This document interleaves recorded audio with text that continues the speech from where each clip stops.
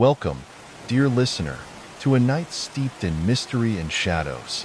Tonight, I invite you to journey with me into the eerie world of the supernatural, where the rational meets the inexplicable. In the dim glow of this room, filled with ancient tomes and whispering relics of the unknown, we will uncover the strange and chilling investigations of one Thomas Carnacki, a man both scientist and seeker of the arcane. Settle in as the storm rages outside and the veil between worlds thins. Tonight's story is not for the faint of heart, for we step into the realm of the inexplicable, the haunted, and the unholy. This is Carnacki, the Ghost Finder. Let us begin. Number 1. The Gateway of the Monster. In response to Carnacki's usual card of invitation to have dinner and listen to a story, I arrived promptly at 427 Shane Walk to find the three others who were always invited to these happy little times there before me. 5 minutes later, Carnacki, Arkwright, Jessup, Taylor, and I were all engaged in the pleasant occupation of dining. "You've not been long away this time," I remarked as I finished my soup, forgetting momentarily Carnacki's dislike of being asked even to skirt the borders of his story until such time as he was ready. Then he would not stint words. "That's all," he replied with brevity, and I changed the subject, remarking that I had been buying a new gun, to which piece of news he gave an intelligent nod and a smile which I think showed a genuinely good-humored appreciation of my intentional changing of the conversation. Later, when dinner was finished, Carnacki snugged himself comfortably down in his big chair, along with his pipe, and began his story with very little circumlocution. As Dodgson was remarking just now, I've only been away a short time, and for a very good reason too. I've only been away a short distance. The exact locality I am afraid I must not tell you, but it is less than 20 miles from here, though, except for changing a name, that won't spoil the story. And it is a story too. One of the most extraordinary things ever I have run against. I received a letter a fortnight ago from a man I must call Anderson, asking for an appointment. I arranged a time, and when he came, I found that he wished me to investigate and see whether I could not clear up a long-standing and too well, authenticated case of what he termed haunting. He gave me very full particulars, and finally, as the case seemed to present something unique, I decided to take it up. 2 days later, I drove to the house late in the afternoon. I found it a very old place, standing quite alone in its own grounds. Anderson had left a letter with the butler, I found, pleading excuses for his absence and leaving the whole house at my disposal for my investigations. The butler evidently knew the object of my visit, and I questioned him pretty thoroughly during dinner, which I had in rather lonely state. He is an old and privileged servant, and had the history of the Grey Room exact in detail. From him, I learned more particulars regarding two things that Anderson had mentioned in but a casual manner. The first was that the door of the Grey Room would be heard in the dead of night to open and slam heavily, and this even though the butler knew it was locked and the key on the bunch in his pantry.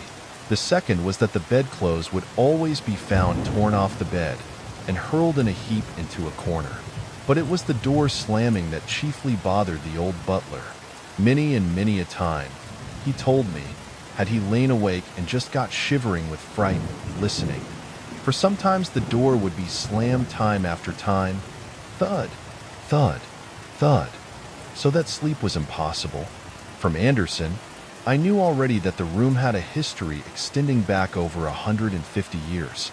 3 people had been strangled in it, an ancestor of his and his wife and child.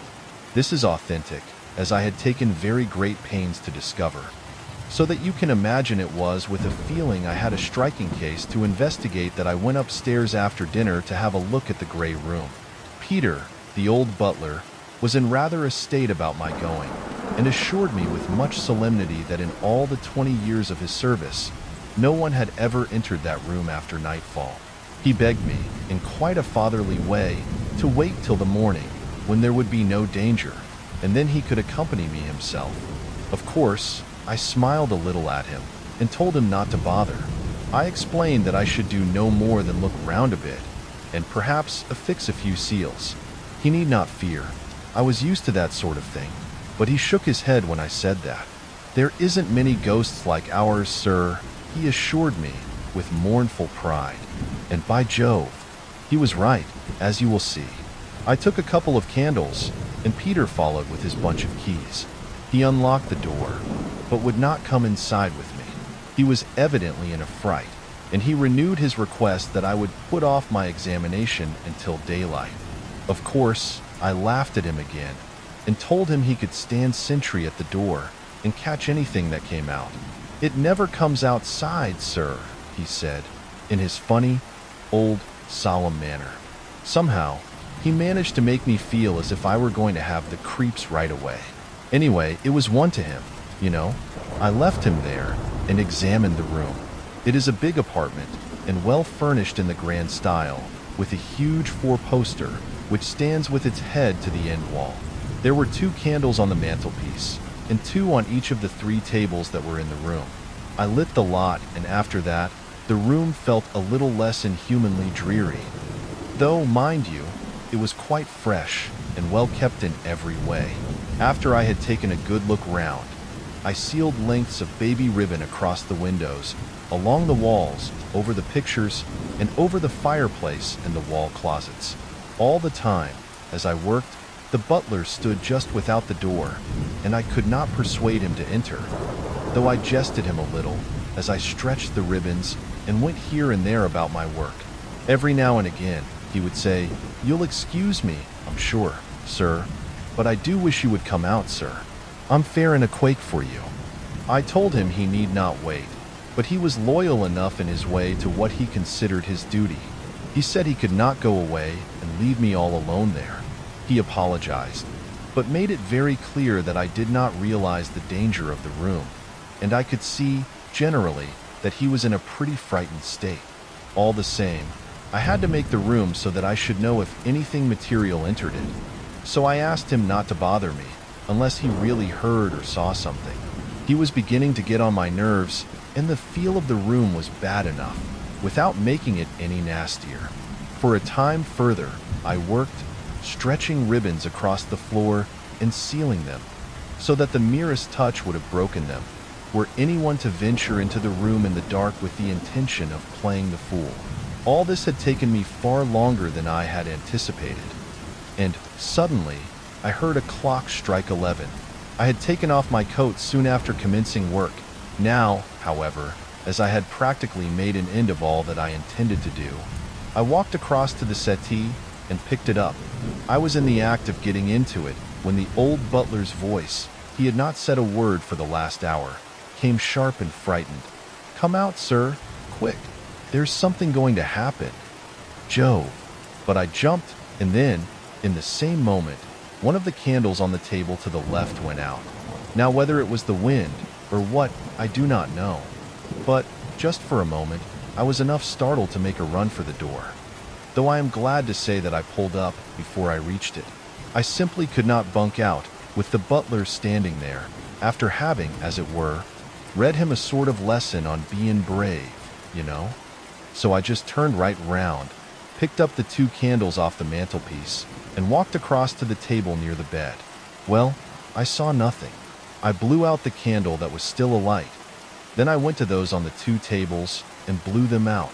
Then, outside of the door, the old man called again, "Oh, sir, do be told, do be told."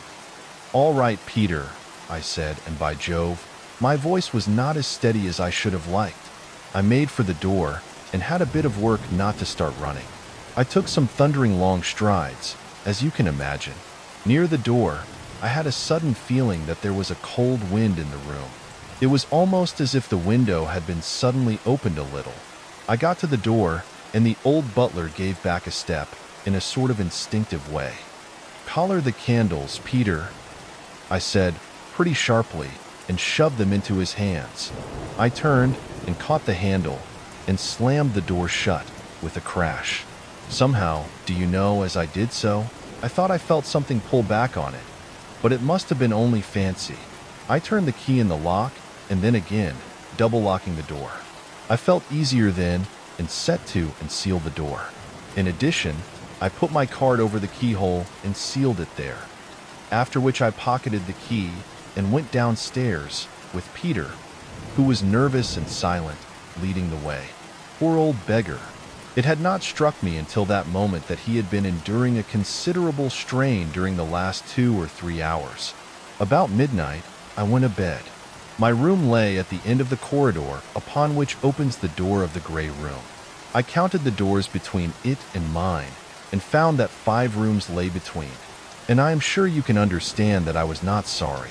Then, just as I was beginning to undress, an idea came to me, and I took my candle and sealing wax and sealed the doors of all 5 rooms. If any door slammed in the night, I should know just which one. I returned to my room, locked the door, and went to bed. I was waked suddenly from a deep sleep by a loud crash somewhere out in the passage. I sat up in bed and listened, but heard nothing. Then I lit my candle. I was in the very act of lighting it when there came the bang of a door being violently slammed along the corridor. I jumped out of bed and got my revolver. I unlocked the door and went out into the passage, holding my candle high and keeping the pistol ready. Then a queer thing happened. I could not go a step toward the gray room. You all know I am not really a cowardly chap. I've gone into too many cases connected with ghostly things to be accused of that. But I tell you, I funked it. Simply funked it, just like any blessed kid. There was something precious unholy in the air that night. I ran back into my bedroom and shut and locked the door. Then I sat on the bed all night and listened to the dismal thudding of a door up the corridor. The sound seemed to echo through all the house. Daylight came at last, and I washed and dressed. The door had not slammed for about an hour, and I was getting back my nerve again. I felt ashamed of myself, though in some ways it was silly. For when you're meddling with that sort of thing, your nerve is bound to go, sometimes. And you just have to sit quiet and call yourself a coward until daylight. Sometimes it is more than just cowardice, I fancy. I believe at times it is something warning you and fighting for you. But all the same, I always feel mean and miserable after a time like that. When the day came properly, I opened my door and, keeping my revolver handy, went quietly along the passage. I had to pass the head of the stairs along the way, and who should I see coming up but the old butler carrying a cup of coffee. He had merely tucked his nightshirt into his trousers, and he had an old pair of carpet slippers on. "Hello, Peter," I said, feeling suddenly cheerful, for I was as glad as any lost child to have a live human being close to me. "Where are you off to with the refreshments?" The old man gave a start and slopped some of the coffee. He stared up at me, and I could see that he looked white and done up. He came on up the stairs and held out the little tray to me. "I'm very thankful indeed, sir, to see you safe and well," he said. "I feared one time you might risk going into the gray room, sir. I've lain awake all night with the sound of the door, and when it came light, I thought I'd make you a cup of coffee. I knew you would want to look at the seals, and somehow it seems safer if there's 2, sir." "Peter," I said, "you're a brick. This is very thoughtful of you." And I drank the coffee. "Come along," I told him, and handed him back the tray. "I'm going to have a look at what the brutes have been up to. I simply hadn't the pluck to in the night." "I'm very thankful, sir," he replied. "Flesh and blood can do nothing, sir, against devils, and that's what's in the gray room after dark." I examined the seals on all the doors as I went along and found them right. But when I got to the gray room, the seal was broken, though the card over the keyhole was untouched. I ripped it off and unlocked the door and went in, rather cautiously, as you can imagine. But the whole room was empty of anything to frighten one, and there was heaps of light. I examined all my seals, and not a single one was disturbed. The old butler had followed me in, and suddenly he called out, "The bedclothes, sir." I ran up to the bed and looked over, and surely they were lying in the corner to the left of the bed. Jove, you can imagine how queer I felt. Something had been in the room.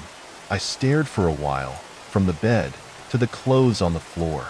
I had a feeling that I did not want to touch either, Old Peter, though, did not seem to be affected that way. He went over to the bed coverings and was going to pick them up as, doubtless, he had done every day these 20 years back. But I stopped him. I wanted nothing touched until I had finished my examination. This, I must have spent a full hour over, and then I let Peter straighten up the bed, after which we went out and I locked the door, for the room was getting on my nerves. I had a short walk and then breakfast, after which I felt more my own man, and so returned to the gray room, and with Peter's help and one of the maids, I had everything taken out of the room except the bed, even the very pictures. I examined the walls, floor, and ceiling then, with probe, hammer, and magnifying glass, but found nothing suspicious. And I can assure you, I began to realize, in very truth, that some incredible thing had been loose in the room during the past night. I sealed up everything again and went out, locking and sealing the door, as before. After dinner, Peter and I unpacked some of my stuff, and I fixed up my camera and flashlight opposite to the door of the gray room, with a string from the trigger of the flashlight to the door. Then, you see, if the door were really opened, the flashlight would blare out, and there would be, possibly, a very queer picture to examine in the morning. The last thing I did before leaving was to uncap the lens, and after that I went off to my bedroom and to bed, for I intended to be up at midnight. And to ensure this, I set my little alarm to call me. Also, I left my candle burning. The clock woke me at 12, and I got up and into my dressing gown and slippers. I shoved my revolver into my right side pocket and opened my door. Then, I lit my darkroom lamp and withdrew the slide so that it would give a clear light. I carried it up the corridor, about 30 feet, and put it down on the floor with the open side away from me, so that it would show me anything that might approach along the dark passage. Then I went back and sat in the doorway of my room, with my revolver handy, staring up the passage toward the place where I knew my camera stood outside the door of the gray room. I should think I had watched for about an hour and a half, when, suddenly, I heard a faint noise away up the corridor. I was immediately conscious of a queer prickling sensation about the back of my head, and my hands began to sweat a little. The following instant, the whole end of the passage flicked into sight in the abrupt glare of the flashlight. There came the succeeding darkness, and I peered nervously up the corridor, listening tensely, and trying to find what lay beyond the faint glow of my dark lamp, which now seemed ridiculously dim by contrast with the tremendous blaze of the flash power. And then, as I stooped forward, staring and listening, there came the crashing thud of the door of the gray room. The sound seemed to fill the whole of the large corridor and go echoing hollowly through the house. I tell you, I felt horrible, as if my bones were water. Simply beastly. Jove, how I did stare, and how I listened.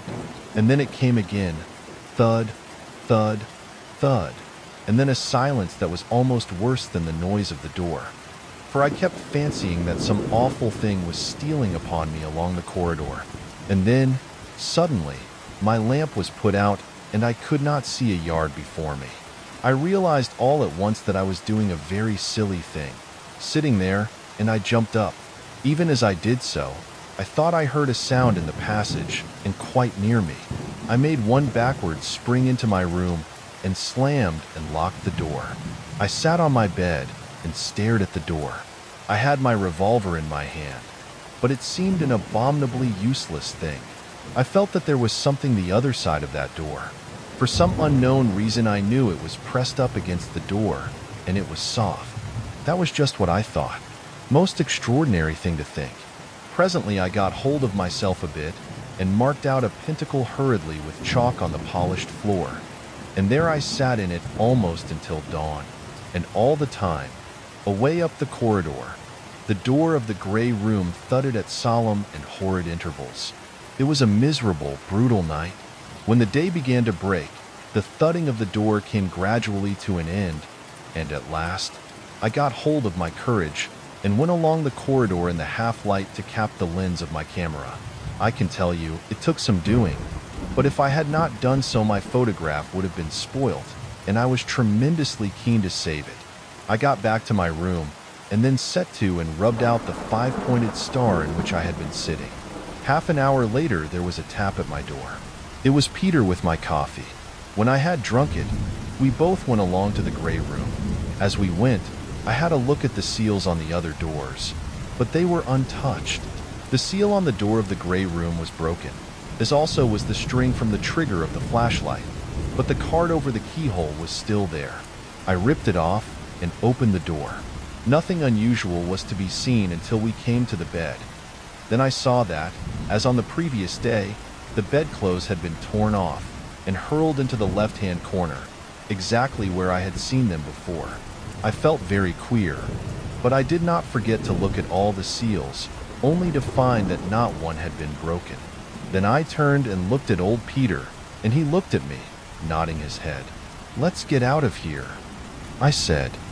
"It's no place for any living human to enter without proper protection." We went out then, and I locked and sealed the door again. After breakfast, I developed the negative, but it showed only the door of the gray room, half opened. Then I left the house, as I wanted to get certain matters and implements that might be necessary to life, perhaps to the spirit, for I intended to spend the coming night in the gray room. I got back in a cab about 5:30 with my apparatus, and this, Peter and I carried up to the gray room, where I piled it carefully in the center of the floor.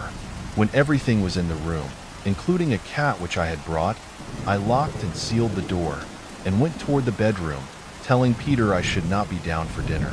He said, "Yes, sir," and went downstairs, thinking that I was going to turn in, which was what I wanted him to believe, as I knew he would have worried both me and himself if he had known what I intended.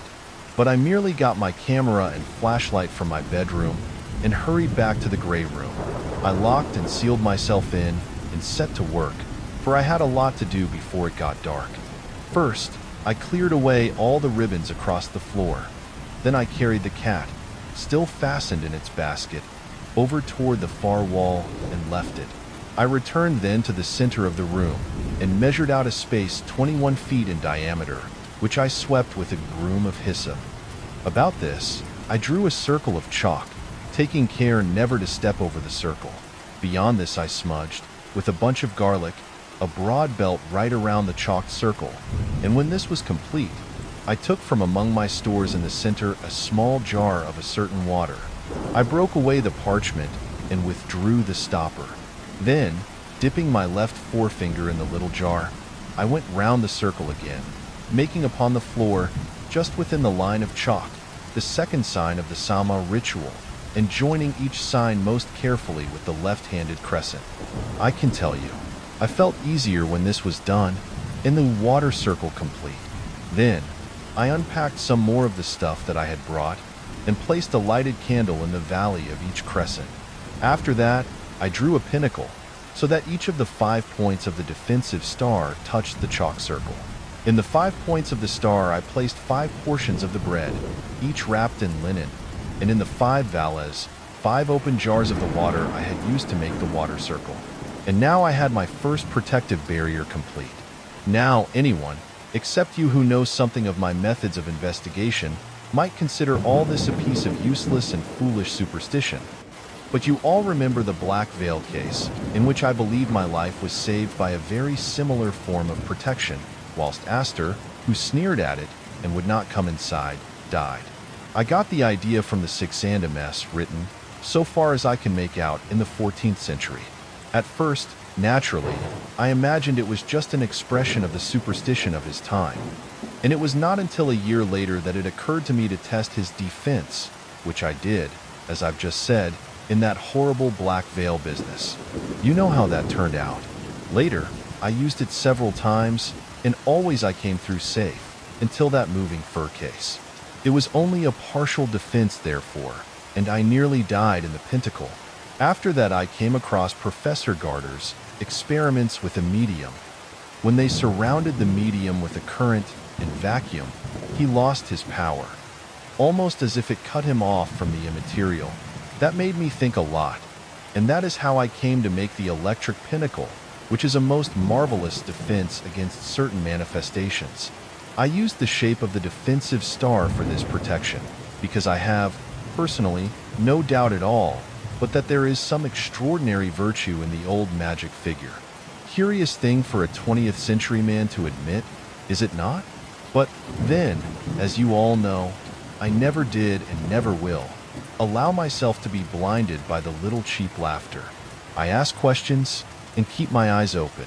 In this last case, I had little doubt that I had run up against a supernatural monster, and I meant to take every possible care, for the danger is abominable. I turned to now to fit the electric pentacle, setting it so that each of its points and valles coincided exactly with the points and valles of the drawn pentagram upon the floor. Then I connected up the battery, and the next instant the pale blue glare from the intertwining vacuum tubes shone out. I glanced about me then, with something of a sigh of relief, and realized suddenly that the dusk was upon me, for the window was gray and unfriendly. Then round at the big, empty room, over the double barrier of electric and candle light, I had an abrupt, extraordinary sense of weirdness thrust upon me. In the air, you know, as it were, a sense of something inhuman impending. The room was full of the stench of bruised garlic, a smell I hate. I turned now to the camera and saw that it and the flashlight were in order. Then I tested my revolver carefully, though I had little thought that it would be needed. Yet, to what extent materialization of an unnatural creature is possible given favorable conditions, no one can say. And I had no idea what horrible thing I was going to see or feel the presence of. I might, in the end, have to fight with a materialized monster. I did not know, and could only be prepared. You see, I never forgot that 3 other people had been strangled in the bed close to me, and the fierce slamming of the door I had heard myself. I had no doubt that I was investigating a dangerous and ugly case. By this time, the night had come, though the room was very light with the burning candles, and I found myself glancing behind me, constantly, and then all round the room. It was nervy work waiting for that thing to come. Then, suddenly, I was aware of a little, cold wind sweeping over me, coming from behind. I gave one great nerve thrill, and a prickly feeling went all over the back of my head. Then I hove myself round with a sort of stiff jerk, and stared straight against that queer wind.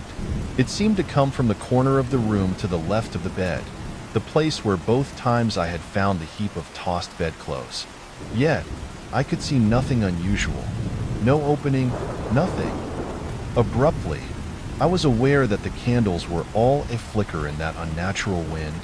I believe I just squatted there and stared in a horribly frightened, wooden way for some minutes. I shall never be able to let you know how disgustingly horrible it was sitting in that vile, cold wind.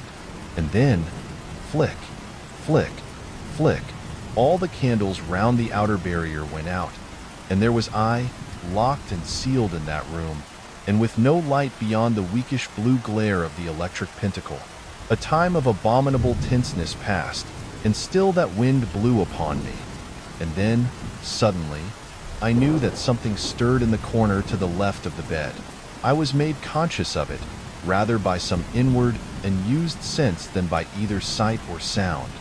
For the pale, short-radius glare of the pentacle gave but a very poor light for seeing by.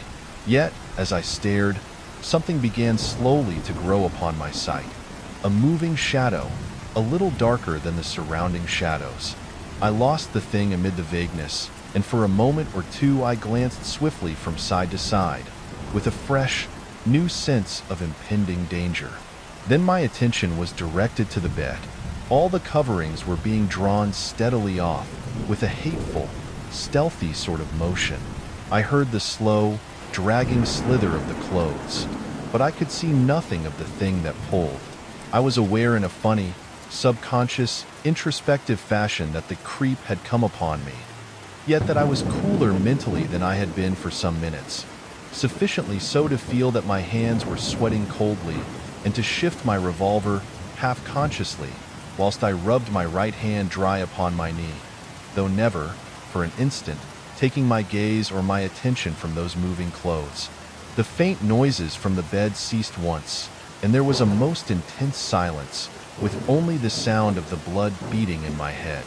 Yet, immediately afterward, I heard again the slurring of the bedclothes being dragged off the bed. In the midst of my nervous tension, I remembered the camera and reached round for it, but without looking away from the bed. And then, all in a moment, the whole of the bed coverings were torn off with extraordinary violence, and I heard the flump they made as they were hurled into the corner.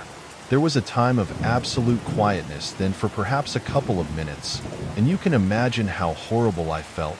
The bedclothes had been thrown with such savageness, and then again, the brutal unnaturalness of the thing that had just been done before me. Abruptly, over by the door, I heard a faint noise, a sort of crickling sound, and then a pitter or two upon the floor. A great nervous thrill swept over me, seeming to run up my spine and over the back of my head, for the seal that secured the door had just been broken. Something was there. I could not see the door. At least, I mean to say that it was impossible to say how much I actually saw and how much my imagination supplied. I made it out only as a continuation of the gray walls, and then it seemed to me that something dark and indistinct moved and wavered there among the shadows. Abruptly, I was aware that the door was opening, and with an effort I reached again for my camera. But before I could aim it, the door was slammed with a terrific crash that filled the whole room with a sort of hollow thunder. I jumped like a frightened child.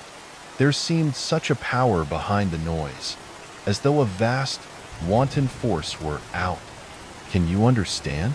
The door was not touched again, but directly afterward, I heard the basket in which the cat lay creak. I tell you, I fairly pringled all along my back. I knew that I was going to learn definitely whether whatever was abroad was dangerous to life. From the cat there rose suddenly a hideous caterwaul that ceased abruptly, and then, too late, I snapped off the flashlight. In the great glare, I saw that the basket had been overturned and the lid was wrenched open, with the cat lying half in and half out upon the floor. I saw nothing else, but I was full of the knowledge that I was in the presence of some being or thing that had power to destroy. During the next 2 or 3 minutes, there was an odd, noticeable quietness in the room, and you much remember I was half blinded, for the time, because of the flashlight, so that the whole place seemed to be pitchy dark just beyond the shine of the pentacle. I tell you, it was most horrible. I just knelt there in the star and whirled round, trying to see whether anything was coming at me. My power of sight came gradually, and I got a little hold of myself, and abruptly I saw the thing I was looking for, close to the water circle. It was big and indistinct, and wavered curiously, as though the shadow of a vast spider hung suspended in the air, just beyond the barrier. It passed swiftly round the circle, and seemed to probe ever toward me, but only to draw back with extraordinary jerky movements, as might a living person if they touched the hot bar of a grate. Round and round it moved, and round I turned. Then, just opposite to one of the valets and the pentacles, it seemed to pause, as though preliminary to a tremendous effort. It retired almost beyond the glow of the vacuum light, and then came straight toward me, appearing to gather form and solidity as it came. There seemed a vast, malign determination behind the movement that must succeed. I was on my knees, and I jerked back, falling onto my left hand and hip in a wild endeavor to get back from the advancing thing. With my right hand, I was grabbing madly for my revolver, which I had let slip. The brutal thing came with one great sweep straight over the garlic and the water circle, almost to the veil of the pentacle. I believe I yelled. Then, just as suddenly as it had swept over, it seemed to be hurled back by some mighty, invisible force. It must have been some moments before I realized that I was safe, and then I got myself together in the middle of the pentacles, feeling horribly gone and shaken, and glancing round and round the barrier. But the thing had vanished. Yet, I had learnt something, for I knew now that the gray room was haunted by a monstrous hand. Suddenly, as I crouched there, I saw what had so nearly given the monster an opening through the barrier. In my movements within the pinnacle, I must have touched one of the jars of water. For just where the thing had made its attack, the jar that guarded the deep of the veil had been moved to one side, and this had left one of the 5 doorways unguarded. I put it back quickly and felt almost safe again, for I had found the cause, and the defense was still good. And I began to hope again that I should see the morning come in. When I saw that things so nearly succeed, I had an awful, weak, overwhelming feeling that the barriers could never bring me safe through the night against such a force. You can understand? For a long time I could not see the hand, but presently I thought I saw, once or twice, an odd wavering over among the shadows near the door. A little later, as though in a sudden fit of malignant rage, the dead body of the cat was picked up and beaten with dull, sickening blows against the solid floor. That made me feel rather queer. A minute afterward, the door was opened and slammed twice with tremendous force. The next instant the thing made one swift, vicious dart at me from out of the shadows. Instinctively, I started sideways from it, and so plucked my hand from upon the electric pentacle, where, for a wickedly careless moment, I had placed it. The monster was hurled off from the neighborhood of the pentacles, though, owing to my inconceivable foolishness, it had been enabled for a second time to pass the outer barriers. I can tell you, I shook for a time. With sheer funk, I moved right to the center of the pentacles again and knelt there, making myself as small and compact as possible. As I knelt, there came to me presently a vague wonder at the 2 accidents which had so nearly allowed the brute to get at me. Was I being influenced to unconscious voluntary actions that endangered me? The thought took hold of me, and I watched my every movement. Abruptly, I stretched a tired leg and knocked over one of the jars of water. Some was spilled, but because of my suspicious watchfulness, I had it upright and back within the veil while yet some of the water remained. Even as I did so, the vast, black, half-materialized hand beat up at me out of the shadows and seemed to leap almost into my face. So nearly did it approach, but for the 3rd time it was thrown back by some altogether enormous, overmastering force. Yet, apart from the dazed fright in which it left me, I had for a moment that feeling of spiritual sickness, as if some delicate, beautiful, inward grace had suffered, which is felt only upon the too near approach of the abhuman, and is more dreadful, in a strange way, than any physical pain that can be suffered. I knew by this more of the extent and closeness of the danger, and for a long time I was simply cowed by the butt-headed brutality of that force upon my spirit. I can put it no other way. I knelt again in the center of the pentacles, watching myself with more fear, almost, than the monster.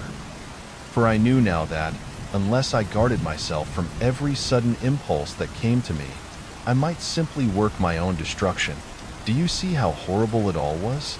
I spent the rest of the night in a haze of sick fright, and so tense that I could not make a single movement naturally. I was in such fear that any desire for action that came to me might be prompted by the influence that I knew was at work on me. And outside of the barrier, that ghastly thing went round and round, grabbing and grabbing in the air at me.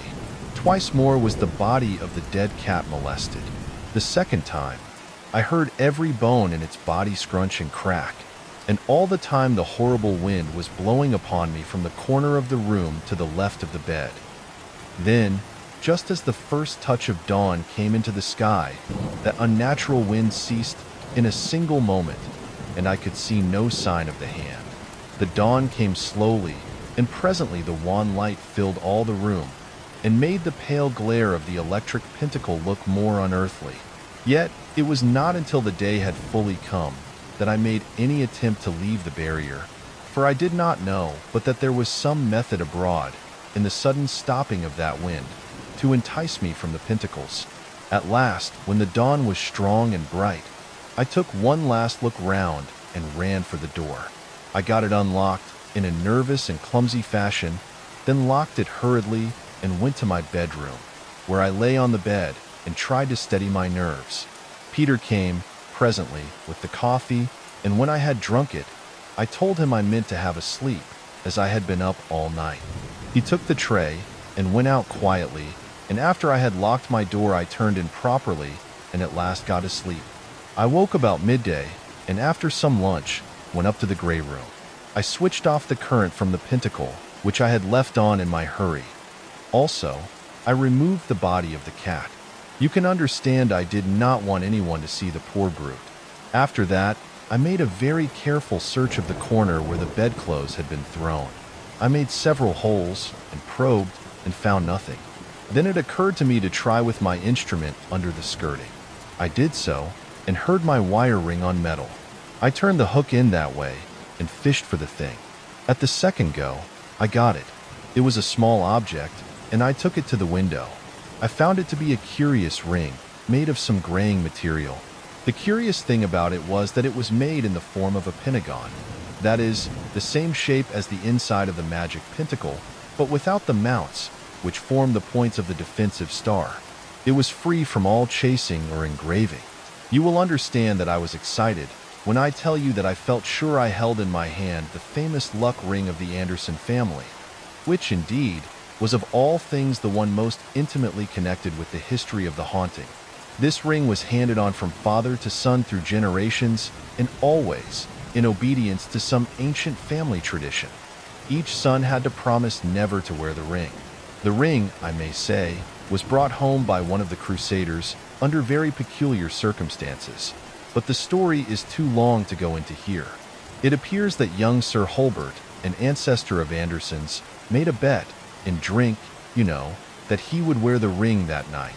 He did so, and in the morning his wife and child were found strangled in the bed, in the very room in which I stood.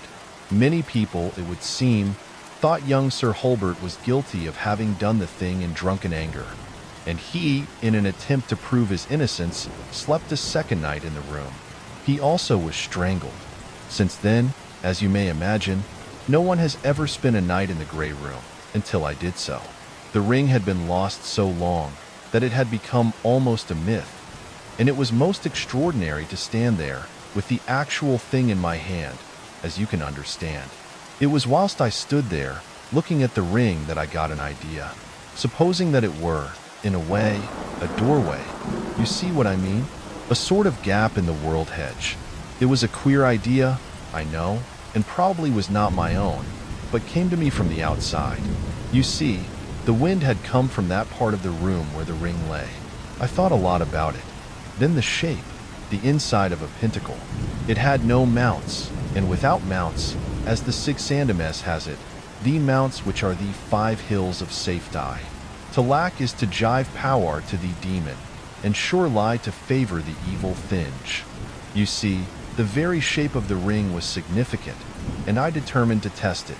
I unmade the pentacle, for it must be made afresh and around the one to be protected. Then I went out and locked the door, after which I left the house to get certain matters, for neither yarbs nor fire nor wire must be used a second time. I returned about 7:30, and as soon as the things I had brought had been carried up to the gray room, I dismissed Peter for the night, just as I had done the evening before. When he had gone downstairs, I let myself into the room and locked and sealed the door. I went to the place in the center of the room where all the stuff had been packed, and set to work with all my speed to construct a barrier about me and the ring. I do not remember whether I explained it to you, but I had reasoned that if the ring were in any way a medium of admission, and it were enclosed with me in the electric pentacle, it would be, to express it loosely, insulated. Do you see? The force, which had visible expression as a hand, would have to stay beyond the barrier which separates the ob from the normal, for the gateway would be removed from accessibility. As I was saying, I worked with all my speed to get the barrier completed about me and the ring, for it was already later than I cared to be in that room, unprotected. Also, I had a feeling that there would be a vast effort made that night to regain the use of the ring, for I had the strongest conviction that the ring was a necessity to materialization. You will see whether I was right. I completed the barriers in about an hour, and you can imagine something of the relief I felt when I felt the pale glare of the electric pinnacle once more all about me.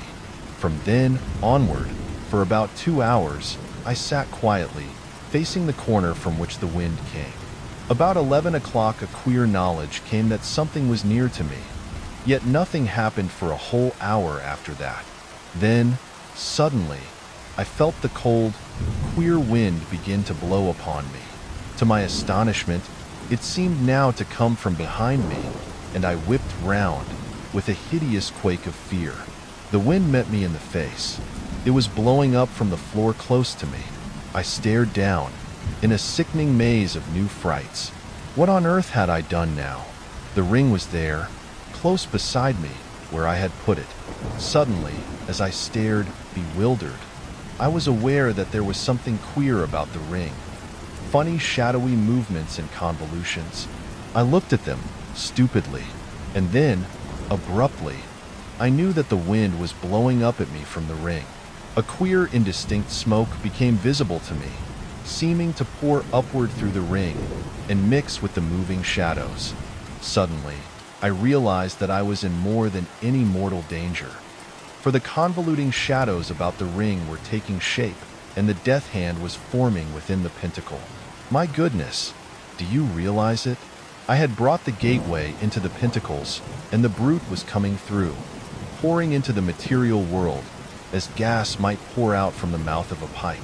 I should think that I knelt for a moment in a sort of stunned fright. Then, with a mad, awkward movement, I snatched at the ring, intending to hurl it out of the pentacle. Yet it eluded me, as though some invisible, living thing jerked it hither and thither. At last, I gripped it. Yet, in the same instant, it was torn from my grasp with incredible and brutal force. A great, black shadow covered it and rose into the air and came at me. I saw that it was the hand, vast and nearly perfect in form. I gave one crazy yell and jumped over the pentacle and the ring of burning candles and ran despairingly for the door. I fumbled idiotically and ineffectually with the key, and all the time I stared, with a fear that was like insanity, toward the barriers. The hand was plunging toward me. Yet, even as it had been unable to pass into the pentacle when the ring was without, so, now that the ring was within, it had no power to pass out. The monster was chained, as surely as any beast would be, were chains riveted upon it. Even then, I got a flash of this knowledge, but I was too utterly shaken with fright to reason, and the instant I managed to get the key turned, I sprang into the passage and slammed the door with a crash. I locked it and got to my room somehow, for I was trembling so that I could hardly stand, as you can imagine. I locked myself in and managed to get the candle lit. Then I lay down on my bed and kept quiet for an hour or two, and so I got steadied. I got a little sleep later, but woke when Peter brought my coffee. When I had drunk it, I felt altogether better, and took the old man along with me whilst I had a look into the gray room. I opened the door and peeped in. The candles were still burning, one against the daylight, and behind them was the pale, glowing star of the electric pentacle, and there, in the middle, was the ring, the gateway of the monster, lying demure and ordinary. Nothing in the room was touched, and I knew that the brute had never managed to cross the pentacles. Then I went out and locked the door. After a sleep of some hours, I left the house. I returned in the afternoon in a cab. I had with me an oxyhydrogen jet and 2 cylinders containing the gases. I carried the things into the gray room, and there, in the center of the electric pentacle, I erected the little furnace. 5 minutes later, the luck ring, once the luck, but now the bane, of the Anderson family, was no more than a little solid splash of hot metal. Carnacki felt in his pocket and pulled out something wrapped in tissue paper. He passed it to me. I opened it and found a small circle of grayish metal, something like lead, only harder and rather brighter. "Well?" I asked at length, after examining it and handing it round to the others. "Did that stop the haunting?" Carnacki nodded. "Yes," he said. "I slept 3 nights in the gray room before I left." Old Peter nearly fainted when he knew that I meant to. But by the third night, he seemed to realize that the house was just safe and ordinary. And, I believe in his heart, he hardly approved. Carnacki stood up and began to shake hands. "Out you go," he said genially, and presently we went, pondering, to our various homes. Number 2. The House Among the Laurels. "This is a curious yarn that I am going to tell you," said Carnacki, as after a quiet little dinner we made ourselves comfortable in his cozy dining room. "I have just got back from the west of Ireland," he continued. "Wentworth, a friend of mine, has lately had rather an unexpected legacy in the shape of a large estate and manor about 1.5 miles outside of the village of Cornton. This place is named Gannington Manor and has been empty a great number of years, as you will find is almost always the case with houses reputed to be haunted, as it is usually termed. It seems that when Wentworth went over to take possession, he found the place in very poor repair, and the estate totally uncared for, and, as I know, looking very desolate and lonesome generally. He went through the big house by himself, and he admitted to me that it had an uncomfortable feeling about it. But, of course, that might be nothing more than the natural dismalness of a big, empty house, which has been long uninhabited, and through which you are wandering alone. When he had finished his look round, he went down to the village, meaning to see the one-time agent of the estate, and arrange for someone to go in as caretaker. The agent, who proved by the way to be a Scotchman, was very willing to take up the management of the estate once more. But he assured Wentworth that they would get no one to go in as caretaker, and that his, the agent's, advice was to have the house pulled down and a new one built. This, naturally, astonished my friend, and, as they went down to the village, he managed to get a sort of explanation from the man.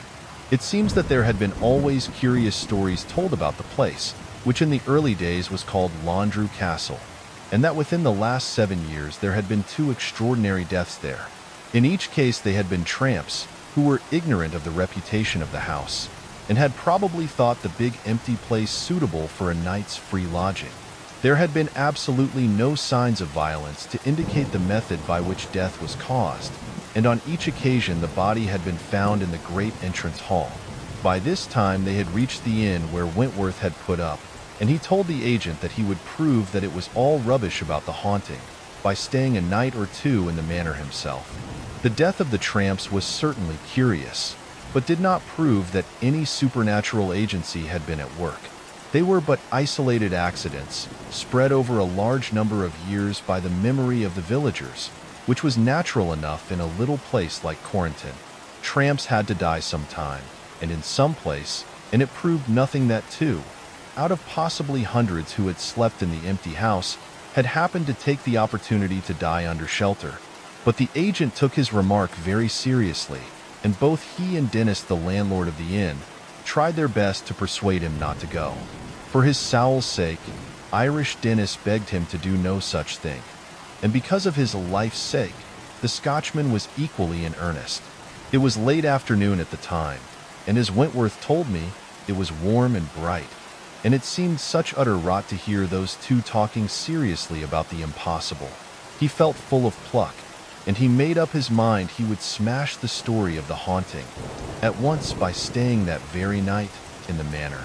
He made this quite clear to them, and told them that it would be more to the point and to their credit if they offered to come up along with him and keep him company.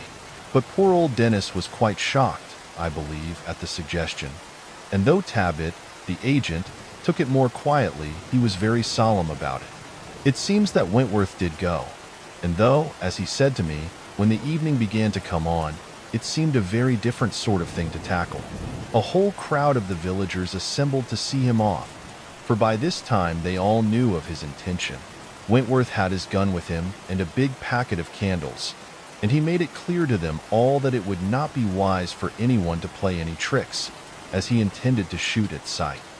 And then, he got a hint of how serious they considered the whole thing.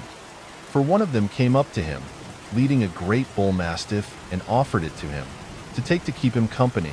Wentworth patted his gun. But the old man who owned the dog shook his head and explained that the brute might warn him in sufficient time for him to get away from the castle, for it was obvious that he did not consider the gun would prove of any use. Wentworth took the dog and thanked the man. He told me that, already, he was beginning to wish that he had not said definitely that he would go. But, as it was, he was simply forced to. He went through the crowd of men, and found suddenly that they had all turned in a body and were keeping him company. They stayed with him all the way to the manor, and then went right over the whole place with him. It was still daylight when this was finished, though turning to dusk, and, for a while, the men stood about, hesitating, as if they felt ashamed to go away and leave Wentworth there all alone. He told me that, by this time, he would gladly have given £50 to be going back with them. And then, abruptly, an idea came to him. He suggested that they should stay with him and keep him company through the night. For a time they refused and tried to persuade him to go back with them. But finally he made a proposition that got home to them all. He planned that they should all go back to the inn and there get a couple of dozen bottles of whiskey, a donkey load of turf and wood, and some more candles. Then they would come back and make a great fire in the big fireplace, light all the candles and put them round the place, open the whiskey and make a night of it. And by Jove, he got them to agree. They set off back and were soon at the inn, and here, whilst the donkey was being loaded and the candles and whiskey distributed, Dennis was doing his best to keep Wentworth from going back. But he was a sensible man in his way, for when he found that it was no use, he stopped. You see, he did not want to frighten the others from accompanying Wentworth. I tell ye, sore, he told him, 'tis of no use at all, thryin' to reclaim their castle. 'Tis cursed with innocent blood, and ye'll be better pullin' it down, and buildin' a fine new one. But if ye be intendin' to stay this night, keep the big door open wide, and watch for the blood drip. If so much as a single drip falls, don't stay though all the gold in the world was offered ye.' Wentworth asked him what he meant by the blood drip. 'Sure,' he said, ''tis the blood of Thim as ould Black Mick way back in the ould days kilt in their schlape. 'Twas a feud as he pretended to patch up, and he invited Thim. The O'Haras they was, Sivany Thim, and he fed Thim, and spoke soft to Thim, and Thim thrust in him, stayed to schlape with him. Then, he and Thim with him, started in and murdered Thim one and all as they slept. 'Tis for me father's grandfather ye have the story, and since then 'tis death to any. So they say, to pass the night in the castle when the blood drip comes. 'Twill put out candle and fire, and then in the darkness the Virgin herself would be powerless to protect ye.' Wentworth told me he laughed at this, chiefly because, as he put it, one always must laugh at that sort of yarn, however it makes you feel inside. He asked old Dennis whether he expected him to believe it. 'Yes, sore,' said Dennis, 'I do mane ye to believe it. And please God, if ye'll believe, ye may be back safe before mornin'.' The man's serious simplicity took hold of Wentworth, and he held out his hand. But, for all that, he went, and I must admire his pluck.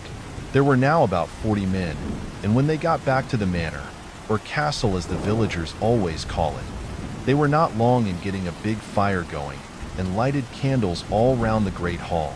They had all brought sticks, so that they would have been a pretty formidable lot to tackle by anything simply physical. And of course, Wentworth had his gun. He kept the whiskey in his own charge, for he intended to keep them sober. But he gave them a good strong tot all round first, so as to make things seem cheerful, and to get them yearning. If you once let a crowd of men like that grow silent, they begin to think, and then to fancy things.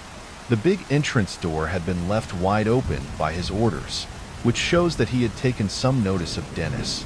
It was a quiet night, so this did not matter, for the lights kept steady, and all went on in a jolly sort of fashion for about 3 hours. He had opened a second lot of bottles, and everyone was feeling cheerful. So much so that one of the men called out aloud to the ghosts to come out and show themselves. And then, you know, a very extraordinary thing happened. For the ponderous main door swung quietly and steadily to, as though pushed by an invisible hand, and shut with a sharp click. Wentworth stared, feeling suddenly rather chilly. Then he remembered the men and looked round at them. Several had ceased their talk and were staring in a frightened way at the big door. But the great number had never noticed and were talking and yarning. He reached for his gun, and the following instant the great bull mastiff set up a tremendous barking, which drew the attention of the whole company. The hall, I should tell you, is oblong. The south wall is all windows, but the north and east have rows of doors leading into the house, whilst the west wall is occupied by the great entrance. The rows of doors leading into the house were all closed, and it was toward one of these in the north wall that the big dog ran. Yet he would not go very close, and suddenly the door began to move slowly open until the blackness of the passage beyond was shown. The dog came back among the men, whimpering, and for a minute there was an absolute silence. Then Wentworth went out from the men a little and aimed his gun at the doorway. "Whoever is there, come out or I shall fire," he shouted. But nothing came, and he blazed forth both barrels into the dark. As though the report had been a signal, all the doors along the north and east walls moved slowly open, and Wentworth and his men were staring, frightened, into the black shapes of the empty doorways. Wentworth loaded his gun quickly and called to the dog, but the brute was burrowing away in among the men, and this fear on the dog's part frightened Wentworth more, he told me, than anything. Then something else happened. 3 of the candles over in the corner of the hall went out, and immediately about half a dozen in different parts of the place. More candles were put out, and the hall had become quite dark in the corners. The men were all standing now, holding their clubs and crowded together, and no one said a word. Wentworth told me he felt positively ill with fright. I know the feeling. Then, suddenly, something splashed onto the back of his left hand. He lifted it and looked. It was covered with a great splash of red that dripped from his fingers. An old Irishman near to him saw it and croaked out in a quavering voice, "The blood drip." When the old man called out, they all looked, and in the same instant others felt it upon them. There were frightened cries of, "The blood drip, the blood drip." And then, about a dozen candles went out simultaneously, and the hall was suddenly dark. The dog let out a great, mournful howl, and there was a horrible little silence, with everyone standing rigid. Then the tension broke, and there was a mad rush for the main door. They wrenched it open and tumbled out into the dark, but something slammed it with a crash after them and shut the dog in. For Wentworth heard it howling as they raced down the drive. Yet no one had the pluck to go back to let it out, which does not surprise me. Wentworth sent for me the following day. He had heard of me in connection with that steeple monster case. I arrived by the night mail and put up with Wentworth at the inn. The next day we went up to the old manor, which certainly lies in rather a wilderness. Though what struck me most was the extraordinary number of laurel bushes about the house. The place was smothered with them, so that the house seemed to be growing up out of a sea of green laurel. These, and the grim, ancient look of the old building, made the place look a bit dank and ghostly, even by daylight. The hall was a big place and well lit by daylight, for which I was not sorry. You see, I had been rather wound up by Wentworth's yarn. We found one rather funny thing, and that was the great bull mastiff, lying stiff with its neck broken. This made me feel very serious, for it showed that whether the cause was supernatural or not, there was present in the house some force exceedingly dangerous to life. Later, whilst Wentworth stood guard with his shotgun, I made an examination of the hall. The bottles and mugs from which the men had drunk their whiskey were scattered about, and all over the place were the candles, stuck upright in their own grease. But in the somewhat brief and general search, I found nothing, and decided to begin my usual exact examination of every square foot of the place, not only of the hall in this case, but of the whole interior of the castle. I spent 3 uncomfortable weeks searching, but without result of any kind. And, you know, the care I take at this period is extreme, for I have solved hundreds of cases of so-called hauntings at this early stage, simply by the most minute investigation and the keeping of a perfectly open mind. But, as I have said, I found nothing. During the whole of the examination, I got Wentworth to stand guard with his loaded shotgun, and I was very particular that we were never caught there after dusk. I decided now to make the experiment of staying a night in the Great Hall, of course, protected. I spoke about it to Wentworth, but his own attempt had made him so nervous that he begged me to do no such thing. However, I thought it well worth the risk, and I managed in the end to persuade him to be present. With this in view, I went to the neighboring town of Gaunt, and by an arrangement with the chief constable I obtained the services of 6 policemen with their rifles. The arrangement was unofficial, of course, and the men were allowed to volunteer, with a promise of payment. When the constables arrived early that evening at the inn, I gave them a good feed, and after that we all set out for the manor. We had 4 donkeys with us, loaded with fuel and other matters. Also 2 great boarhounds, which one of the police led. When we reached the house, I set the men to unload the donkeys, whilst Wentworth and I set to and sealed all the doors, except the main entrance, with tape and wax. For if the doors were really opened, I was going to be sure of the fact. I was going to run no risk of being deceived by ghostly hallucination or mesmeric influence. By the time that this was done, the policemen had unloaded the donkeys and were waiting, looking about them, curiously. I set 2 of them to lay a fire in the big grate, and the others I used as I required them. I took one of the boarhounds to the end of the hall furthest from the entrance, and there I drove a staple into the floor, to which I tied the dog with a short tether. Then, round him, I drew upon the floor the figure of a pentacle in chalk. Outside of the pentacle, I made a circle with garlic. I did exactly the same thing with the other hound, but over more in the northeast corner of the big hall, where the 2 rows of doors make the angle. When this was done, I cleared the whole center of the hall and put one of the policemen to sweep it, after which I had all my apparatus carried into the cleared space.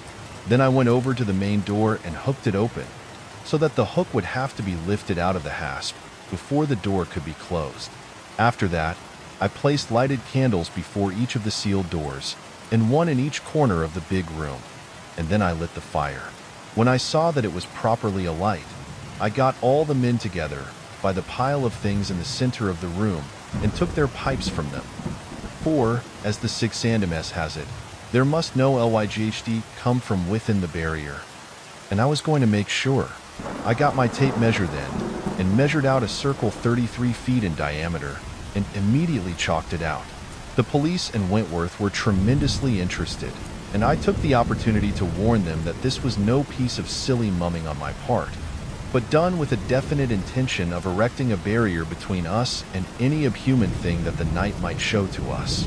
I warned them that, as they valued their lives, and more than their lives it might be, no one must on any account whatsoever pass beyond the limits of the barrier that I was making. After I had drawn the circle, I took a bunch of the garlic and smudged it right round the chalk circle, a little outside of it. When this was complete, I called for candles from my stock of material. I set the police to lighting them, and as they were lit, I took them and sealed them down on the floor, just within the chalk circle, 5 inches apart. As each candle measured approximately 1 inch in diameter, it took 66 candles to complete the circle, and I need hardly say that every number and measurement has a significance. Then, from candle to candle I took a gourd of human hair, entwining it alternately to the left and to the right, until the circle was completed, and the ends of the hair shod with silver, and pressed into the wax of the 66th candle. It had now been dark some time, and I made haste to get the defense complete. To this end, I got the men well together, and began to fit the electric pinnacle right around us, so that the 5 points of the defensive star came just within the hair circle. This did not take me long, and a minute later I had connected up the batteries, and the weak blue glare of the intertwining vacuum tubes shone all around us. I felt happier then, for this pinnacle is, as you all know, a wonderful defense. I have told you before how the idea came to me after reading Professor Garter's Experiments with a Medium. He found that a current of a certain number of vibrations in vacuo insulated the medium. It is difficult to suggest an explanation non-technically, and if you are really interested, you should read Carter's lecture on astral vibrations compared with material-involuted vibrations below the 6 billion limit. As I stood up from my work, I could hear outside in the night a constant drip from the laurels, which, as I have said, come right up around the house, very thick. By the sound, I knew that a soft rain had set in, and there was absolutely no wind, as I could tell by the steady flames of the candles. I stood a moment or two, listening, and then one of the men touched my arm and asked me in a low voice what they should do. By his tone, I could tell that he was feeling something of the strangeness of it all, and the other men, including Wentworth, were so quiet that I was afraid they were beginning to get shaky. I set to, then, and arranged them with their backs to one common center, so that they were sitting flat upon the floor, with their feet radiating outward. Then, by compass, I laid their legs to the 8 chief points, and afterward I drew a circle with chalk around them, and opposite to their feet, I made the 8 signs of the Sama ritual. The 8th place was, of course, empty, but ready for me to occupy at any moment, for I had omitted to make the sealing sign to that point until I had finished all my preparations and could enter the inner star. I took a last look round the great hall and saw that the 2 big hounds were lying quietly with their noses between their paws. The fire was big and cheerful, and the candles before the 2 rows of doors burnt steadily, as well as the solitary ones in the corners. Then I went round the little star of men and warned them not to be frightened whatever happened, but to trust to the defense and to let nothing tempt or drive them to cross the barriers. Also, I told them to watch their movements and to keep their feet strictly to their places. For the rest, there was to be no shooting unless I gave the word. And now at last, I went to my place and, sitting down, made the 8th sign just beyond my feet. Then I arranged my camera and flashlight handy and examined my revolver. Wentworth sat behind the first sign, and as the numbering went round reversed, that put him next to me on my left. I asked him, in a low voice, how he felt, and he told me, rather nervous, but that he felt confidence in my knowledge and was resolved to go through with the matter, whatever happened. We settled down to wait. There was no talking, except that, once or twice, the police bent toward one another and whispered odd remarks concerning the hall that appeared queerly audible in the intense silence. But in a while there was not even a whisper from anyone, and only the monotonous drip of the quiet rain without the great entrance and the low, dull sound of the fire in the big fireplace. It was a queer group that we made sitting there, back to back, with our legs starred outward, and all around us the strange blue glow of the pentacle, and beyond that the brilliant shining of the great ring of lighted candles. Outside of the glare of the candles, the large empty hall looked a little gloomy, by contrast, except where the lights shone before the sealed doors, and the blaze of the big fire made a good honest mass of flame. And the feeling of mystery, can you picture it all? It might have been an hour later that it came to me suddenly that I was aware of an extraordinary sense of dryness, as it were, come into the air of the place.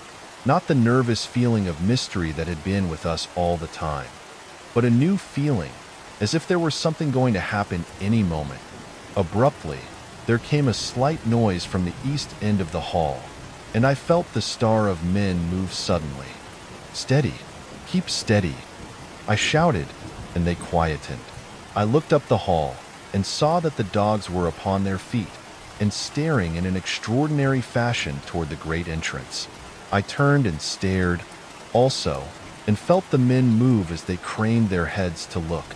Suddenly, the dogs set up a tremendous barking, and I glanced across to them and found they were still pointing for the big doorway. They ceased their noise just as quickly and seemed to be listening. In the same instant, I heard a faint chink of metal to my left that set me staring at the hook which held the great door wide. It moved, even as I looked. Some invisible thing was meddling with it. A queer, sickening thrill went through me, and I felt all the men about me stiffen and go rigid with intensity. I had a certainty of something impending, as it might be the impression of an invisible but overwhelming presence. The hall was full of a queer silence, and not a sound came from the dogs. Then I saw the hook slowly raised from out of its hasp without any visible thing touching it. Then a sudden power of movement came to me. I raised my camera with the flashlight fixed and snapped it at the door. There came the great blare of the flashlight and a simultaneous roar of barking from the two dogs. The intensity of the flash made all the place seem dark for some moments, and in that time of darkness, I heard a jingle in the direction of the door and strained to look. The effect of the bright light passed, and I could see clearly again. The great entrance door was being slowly closed. It shut with a sharp snick, and there followed a long silence, broken only by the whimpering of the dogs. I turned suddenly and looked at Wentworth. He was looking at me, just as it did before, he whispered. "Most extraordinary," I said, and he nodded and looked round, nervously. The policemen were pretty quiet, and I judged that they were feeling rather worse than Wentworth, though, for that matter, you must not think that I was altogether natural. Yet I have seen so much that is extraordinary that I dare say I can keep my nerves steady longer than most people. I looked over my shoulder at the men and cautioned them, in a low voice, not to move outside of the barriers, whatever happened. Not even though the house should seem to be rocking and about to tumble onto them. For well I knew what some of the great forces are capable of doing. Yet, unless it should prove to be one of the cases of the more terrible Saishii manifestation, we were almost certain of safety, so long as we kept to our order within the pentacle. Perhaps an hour and a half passed, quietly, except when, once in a way, the dogs would whine distressfully. Presently, however, they ceased even from this, and I could see them lying on the floor with their paws over their noses, in a most peculiar fashion, and shivering visibly. The sight made me feel more serious, as you can understand. Suddenly, the candle in the corner furthest from the main door went out. An instant later, Wentworth jerked my arm, and I saw that the candle before one of the sealed doors had been put out. I held my camera ready. Then, one after another, every candle about the hall was put out, and with such speed and irregularity that I could never catch one in the actual act of being extinguished. Yet, for all that, I took a flashlight of the hall in general. There was a time in which I sat half-blinded by the great glare of the flash, and I blamed myself for not having remembered to bring a pair of smoked goggles, which I have sometimes used at these times. I had felt the men jump at the sudden light, and I called out loud to them to sit quiet, and to keep their feet exactly to their proper places. My voice, as you can imagine, sounded rather horrid and frightening in the great room, and altogether it was a beastly moment. Then I was able to see again, and I stared here and there about the hall, but there was nothing showing unusual. Only, of course, it was dark now over in the corners. Suddenly, I saw that the great fire was blackening. It was going out visibly, as I looked. If I said that some monstrous, invisible, impossible creature sucked the life from it, I could best explain the way the light and flame went out of it. It was most extraordinary to watch. In the time that I watched it, every vestige of fire was gone from it, and there was no light outside of the ring of candles around the pentacle. The deliberateness of the thing troubled me more than I can make clear to you. It conveyed to me such a sense of a calm, deliberate force present in the hall. The steadfast intention to make a darkness was horrible. The extent of the power to affect the material was horrible. The extent of the power to affect the material was now the one constant, anxious questioning in my brain. You can understand? Behind me, I heard the policemen moving again, and I knew that they were getting thoroughly frightened. I turned half round and told them, quietly but plainly, that they were safe only so long as they stayed within the pentacle, in the position in which I had put them. If they once broke and went outside of the barrier, no knowledge of mine could state the full extent of the dreadfulness of the danger. I steadied them up by this quiet, straight reminder. But if they had known, as I knew, that there is no certainty in any protection, they would have suffered a great deal more and probably have broken the defense. and made a mad, foolish run for an impossible safety. Another hour passed, after this, in an absolute quietness. I had a sense of awful strain and oppression, as though I were a little spirit in the company of some invisible, brooding monster of the unseen world, who, as yet, was scarcely conscious of us. I leant across to Wentworth and asked him in a whisper whether he had a feeling as if something were in the room. He looked very pale, and his eyes kept always on the move. He glanced just once at me and nodded, then stared away round the hall again. And when I came to think, I was doing the same thing. Abruptly, as though 100 unseen hands had snuffed them, every candle in the barrier went dead out, and we were left in a darkness that seemed, for a little, absolute. For the light from the pinnacle was too weak and pale to penetrate far across the great hall. I tell you, for a moment, I just sat there as though I had been frozen solid. I felt the creep go all over me and seemed to stop in my brain. I felt all at once to be given a power of hearing that was far beyond the normal. I could hear my own heart thudding most extraordinarily loud.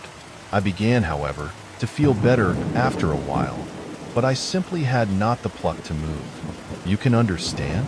Presently, I began to get my courage back. I gripped at my camera and flashlight and waited. My hands were simply soaked with sweat. I glanced once at Wentworth. I could see him only dimly. His shoulders were hunched a little, his head forward. But though it was motionless, I knew that his eyes were not. It is queer how one knows that sort of thing at times. The police were just as silent, and thus a while passed. A sudden sound broke across the silence. From two sides of the room there came faint noises. I recognized them at once as the breaking of the ceiling wax. The sealed doors were opening. I raised the camera and flashlight, and it was a peculiar mixture of fear and courage that helped me to press the button. As the great flare of light lit up the hall, I felt the men all about me jump. The darkness fell like a clap of thunder, if you can understand, and seemed tenfold. Yet, in the moment of brightness, I had seen that all the sealed doors were wide open. Suddenly, all around us, there sounded a drip, drip, drip upon the floor of the great hall. I thrilled with a queer, realizing emotion and a sense of a very real and present danger, imminent. The blood drip had commenced, and the grim question was now whether the barriers could save us from whatever had come into the huge room. Through some awful minutes the blood drip continued to fall in an increasing rain, and presently some began to fall within the barriers. I saw several great drops splash and star upon the pale, glowing, intertwining tubes of the electric pinnacle, but, strangely enough, I could not trace that any fell among us. Beyond the strange, horrible noise of the drip, there was no other sound. And then, abruptly, from the boarhound over in the far corner, there came a terrible yelling howl of agony, followed instantly by a sickening, breaking noise and an immediate silence. If you have ever, when out shooting, broken a rabbit's neck, you will know the sound, in miniature. Like lightning, the thought sprang into my brain. IT has crossed the pinnacle, for you will remember that I had made one about each of the dogs. I thought instantly, with a sick apprehension, of our own barriers. There was something in the hall with us that had passed the barrier of the pinnacle about one of the dogs. In the awful succeeding silence, I positively quivered, and suddenly, one of the men behind me gave out a scream, like any woman, and bolted for the door. He fumbled, and had it open in a moment. I yelled to the others not to move, but they followed like sheep, and I heard them kick the candles flying in their panic. One of them stepped on the electric pinnacle and smashed it, and there was an utter darkness. In an instant, I realized that I was defenseless against the powers of the unknown world, and with one savage leap I was out of the useless barriers and instantly through the great doorway and into the night. I believe I yelled with sheer funk. The men were a little ahead of me, and I never ceased running, and neither did they. Sometimes I glanced back over my shoulder, and I kept glancing into the laurels which grew all along the drive. The beastly things kept rustling in a hollow sort of way, as though something were keeping parallel with me among them. The rain had stopped, and a dismal little wind kept moaning through the grounds. It was disgusting. I caught Wentworth and the police at the lodge gate. We got outside and ran all the way to the village. We found old Dennis up, waiting for us, and half the villagers to keep him company. He told us that he had known in his soul that we should come back. That is, if we came back at all, which is not a bad rendering of his remark. Fortunately, I had brought my camera away from the house, possibly because the strap had happened to be over my head. Yet, I did not go straight away to develop, but sat with the rest of the bar, where we talked for some hours, trying to be coherent about the whole horrible business. Later, however, I went up to my room and proceeded with my photography. I was steadier now, and it was just possible, so I hoped that the negatives might show something. On 2 of the plates, I found nothing unusual, but on the 3rd, which was the first one that I snapped, I saw something that made me quite excited. I examined it very carefully with a magnifying glass. Then I put it to wash and slipped a pair of rubber overshoes over my boots. The negative had showed me something very extraordinary, and I had made up my mind to test the truth of what it seemed to indicate without losing another moment. It was no use telling anything to Wentworth and the police until I was certain, and also, I believed that I stood a greater chance to succeed by myself, though, for that matter, I do not suppose anything would have taken them up to the manor again that night. I took my revolver and went quietly downstairs and into the dark. The rain had commenced again, but that did not bother me. I walked hard. When I came to the lodge gates, a sudden, queer instinct stopped me from going through, and I climbed the wall into the park. I kept away from the drive and approached the building through the dismal, dripping laurels. You can imagine how beastly it was. Every time a leaf rustled, I jumped. I made my way round to the back of the big house and got in through a little window which I had taken note of during my search. For, of course, I knew the whole place from roof to cellars. I went silently up the kitchen stairs, fairly quivering with funk, and at the top, I went to the left and then into a long corridor that opened, through one of the doorways we had sealed, into the big hall. I looked up it and saw a faint flicker of light away at the end, and I tiptoed silently toward it, holding my revolver ready. As I came near to the open door, I heard men's voices and then a burst of laughing. I went on until I could see into the hall. There were several men there, all in a group. They were well dressed, and one, at least, I saw was armed. They were examining my barriers against the supernatural with a good deal of unkind laughter. I never felt such a fool in my life. It was plain to me that they were a gang of men who had made use of the empty manor, perhaps for years, for some purpose of their own. And now that Wentworth was attempting to take possession, they were acting up the traditions of the place, with the view of driving him away, and keeping so useful a place still at their disposal. But what they were, whether coiners, thieves, inventors, or what, I could not imagine. Presently, they left the pinnacle and gathered round the living boarhound, which seemed curiously quiet, as though it were half drugged. There was some talk as to whether to let the poor brute live or not, but finally they decided it would be good policy to kill it. I saw 2 of them force a twisted loop of rope into its mouth, and the 2 bites of the loop were brought together at the back of the hound's neck. Then a 3rd man thrust a thick walking stick through the 2 loops. The 2 men with the rope stooped to hold the dog, so that I could not see what was done. But the poor beast gave a sudden awful howl, and immediately there was a repetition of the uncomfortable breaking sound I had heard earlier in the night, as you will remember. The men stood up and left the dog lying there, quiet enough now, as you may suppose. For my part, I fully appreciated the calculated remorselessness which had decided upon the animal's death, and the cold determination with which it had been afterward executed so neatly. I guessed that a man who might get into the light of those particular men would be likely to come to quite as uncomfortable an ending. A minute later, one of the men called out to the rest that they should shift the wires. One of the men came toward the doorway of the corridor in which I stood, and I ran quickly back into the darkness of the upper end. I saw the man reach up and take something from the top of the door, and I heard the slight, ringing jangle of steel wire. When he had gone, I ran back again and saw the men passing, one after another, through an opening in the stairs, formed by one of the marble steps being raised. When the last man had vanished, the slab that made the step was shut down, and there was not a sign of the secret door. It was the 7th step from the bottom, as I took care to count, and a splendid idea, for it was so solid that it did not ring hollow, even to a fairly heavy hammer, as I found later. There is little more to tell. I got out of the house as quickly and quietly as possible, and back to the inn. The police came without any coaxing, when they knew the ghosts were normal flesh and blood. We entered the park and the manor in the same way that I had done. Yet, when we tried to open the step, we failed, and had finally to smash it. This must have warned the haunters, for when we descended to a secret room which we found at the end of a long and narrow passage in the thickness of the walls, we found no one. The police were horribly disgusted, as you can imagine, but for my part, I did not care either way. I had laid the ghost, as you might say, and that was what I set out to do.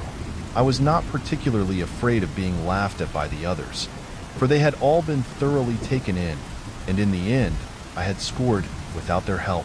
We searched right through the secret ways and found that there was an exit at the end of a long tunnel which opened in the side of a well out in the grounds. The ceiling of the hall was hollow and reached by a little secret stairway inside of the big staircase. The blood drip was merely colored water, dropped through the minute crevices of the ornamented ceiling. How the candles and the fire were put out, I do not know, for the haunters certainly did not act quite up to tradition, which held that the lights were put out by the blood drip. Perhaps it was too difficult to direct the fluid without positively squirting it, which might have given the whole thing away. The candles and the fire may possibly have been extinguished by the agency of carbonic acid gas, but how suspended, I have no idea. The secret hiding places were, of course, ancient. There was also, did I tell you, a bell which they had rigged up to ring when anyone entered the gates at the end of the drive. If I had not climbed the wall, I should have found nothing for my pains, for the bell would have warned them had I gone in through the gateway. What was on the negative? I asked, with much curiosity. A picture of the fine wire with which they were grappling for the hook that held the entrance door open. They were doing it from one of the crevices in the ceiling. They had evidently made no preparations for lifting the hook. I suppose they never thought that anyone would make use of it, and so they had to improvise a grapple. The wire was too fine to be seen by the amount of light we had in the hall, but the flashlight picked it out. Do you see? The opening of the inner doors was managed by wires, as you will have guessed, which they unshipped after use, or else I should soon have found them when I made my search. I think I have now explained everything. The hound was killed, of course, by the men direct. You see, they made the place as dark as possible, first. Of course, if I had managed to take a flashlight just at that instant, the whole secret of the haunting would have been exposed. But fate just ordered it the other way. And the tramps? I asked. Oh, you mean the 2 tramps who were found dead in the manor, said Carnacki. Well, of course it is impossible to be sure, one way or the other. Perhaps they happened to find out something, and were given a hypodermic. Or it is just as probable that they had come to the time of their dying, and just died naturally. It is conceivable that a great many tramps had slept in the old house, at one time or another. Carnacki stood up and knocked out his pipe. We rose also, and went for our coats and hats. Out you go, said Carnacki, genially, using the recognized formula, and we went out on to the embankment, and presently through the darkness to our various homes. Number 3, the whistling room. Carnacki shook a friendly fist at me as I entered. Late. Then he opened the door into the dining room and ushered the 4 of us, Jessup, Arkwright, Taylor, and myself, into dinner. We dined well, as usual, and, equally as usual, Carnacki was pretty silent during the meal. At the end, we took our wine and cigars to our usual positions, and Carnacki, having got himself comfortable in his big chair, began without any preliminary. "I have just got back from Ireland again," he said, "and I thought you chaps would be interested to hear my news. Besides, I fancy I shall see the thing clearer after I have told it all out straight. I must tell you this, though, at the beginning, up to the present moment, I have been utterly and completely stumped. I have tumbled upon one of the most peculiar cases of haunting or devilment of some sort that I have come against. Now listen, I have been spending the last few weeks at Iastry Castle, about 20 miles northeast of Galway. I got a letter about a month ago from a Mr. Sid K. Tassick, who it seemed had bought the place lately and moved in, only to find that he had bought a very peculiar piece of property. When I got there, he met me at the station, driving a jaunting car, and drove me up to the castle, which, by the way, he called a house shanty. I found that he was pigging it there with his boy brother and another American, who seemed to be half servant and half companion. It seems that all the servants had left the place in a body, as you might say, and now they were managing among themselves, assisted by some day help. The three of them got together a scratch feed, and Tassick told me all about the trouble whilst we were at table. It is most extraordinary and different from anything that I have had to do with, though that buzzing case was very queer, too. Tassick began right in the middle of his story. "We've got a room in this shanty," he said, "which has got a most infernal whistling in it, sort of haunting it. The thing starts any time. You never know when, and it goes on until it frightens you. All the servants have gone, as you know. It's not ordinary whistling, and it isn't the wind. Wait till you hear it. We're all carrying guns," said the boy, and slapped his coat pocket. "As bad as that?" I said, and the older boy nodded. "It may be soft," he replied, "but wait till you've heard it. Sometimes I think it's some infernal thing, and the next moment, I'm just as sure that someone's playing a trick on me." "Why?" I asked. "What is to be gained?" "You mean," he said, "that people usually have some good reason for playing tricks as elaborate as this. Well, I'll tell you. There's a lady in this province, by the name of Miss Donahue, who's going to be my wife, this day 2 months. She's more beautiful than they make them, and so far as I can see, I've just stuck my head into an Irish hornet's nest. There's about a score of hot young Irishmen been courting her these 2 years gone, and now that I'm come along and cut them out, they feel raw against me. Do you begin to understand the possibilities?" "Yes," I said. "Perhaps I do in a vague sort of way, but I don't see how all this affects the room." "Like this," he said. "When I'd fixed it up with Miss Donahue, I looked out for a place and bought this little house shanty. Afterward, I told her, one evening during dinner, that I decided to tie up here. And then she asked me whether I wasn't afraid of the whistling room. I told her it must have been thrown in gratis, as I'd heard nothing about it. There were some of her men friends present, and I saw a smile go round. I found out, after a bit of questioning, that several people have bought this place during the last 20-odd years, and it was always on the market again, after a trial. Well, the chaps started to bait me a bit, and offered to take bets after dinner that I'd not stay 6 months in the place. I looked once or twice to Miss Donahue, so as to be sure I was getting the note of the talkie-talkie, but I could see that she didn't take it as a joke at all. Partly, I think, because there was a bit of a sneer in the way the men were tackling me, and partly because she really believes there is something in this yarn of the whistling room. However, after dinner, I did what I could to even things up with the others. I nailed all their bets and screwed them down hard and safe. I guess some of them are going to be hard hit, unless I lose, which I don't mean to. Well, there you have practically the whole yarn." "Not quite," I told him. "All that I know is that you have bought a castle with a room in it that is in some way queer, and that you've been doing some betting. Also, I know that your servants have got frightened and run away. Tell me something about the whistling." "Oh, that," said Tassick. "That started the second night we were in. I'd had a good look round the room in the daytime, as you can understand. For the talk up at our Lestry, Miss Donahue's place, had made me wonder a bit, but it seems just as usual as some of the other rooms in the old wing. only perhaps a bit more lonesome. But that may be only because of the talk about it, you know? The whistling started about 10 o'clock on the second night. As I said, Tom and I were in the library when we heard an awfully queer whistling coming along the east corridor. The room is in the east wing, you know? That's that blessed ghost, I said to Tom, and we collared the lamps off the table and went up to have a look. I tell you, even as we dug along the corridor, it took me a bit in the throat. It was so beastly queer. It was a sort of tune, in a way, but more as if a devil or some rotten thing were laughing at you and going to get round at your back.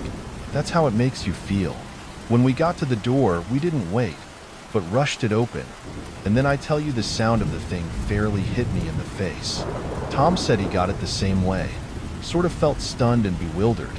We looked all round and soon got so nervous, we just cleared out and I locked the door. We came down here and had a stiff peg each. Then we got fit again and began to think we'd been nicely had. So we took sticks and went out into the grounds, thinking after all it must be some of these confounded Irishmen working the ghost trick on us. But there was not a leg stirring. We went back into the house and walked over it and then paid another visit to the room. But we simply couldn't stand it. We fairly ran out and locked the door again. I don't know how to put it into words, but I had a feeling of being up against something that was rottenly dangerous. You know, we've carried our guns ever since. Of course, we had a real turnout of the room next day and the whole house place, and we even hunted round the grounds. But there was nothing queer, and now I don't know what to think, except that the sensible part of me tells me that it's some plan of these wild Irishmen to try to take a rise out of me. Done anything since? I asked him. Yes, he said. Watched outside of the door of the room at nights and chased round the grounds and sounded the walls and floor of the room. We've done everything we could think of, and it's beginning to get on our nerves, so we sent for you. By this, we had finished eating. As we rose from the table, Tasek suddenly called out, "Ssh, hark!" We were instantly silent, listening. Then I heard it, an extraordinary hooning whistle, monstrous and inhuman, coming from far away through corridors to my right. "By G.D., said Tasek, "and it's scarcely dark yet.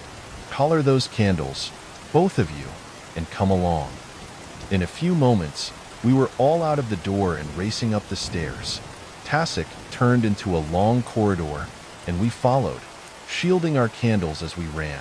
The sound seemed to fill all the passage as we drew near, until I had the feeling that the whole air throbbed under the power of some wanton immense force, a sense of an actual taint, as you might say, of monstrosity all about us. Tasek unlocked the door, then, giving it a push with his foot, jumped back and drew his revolver.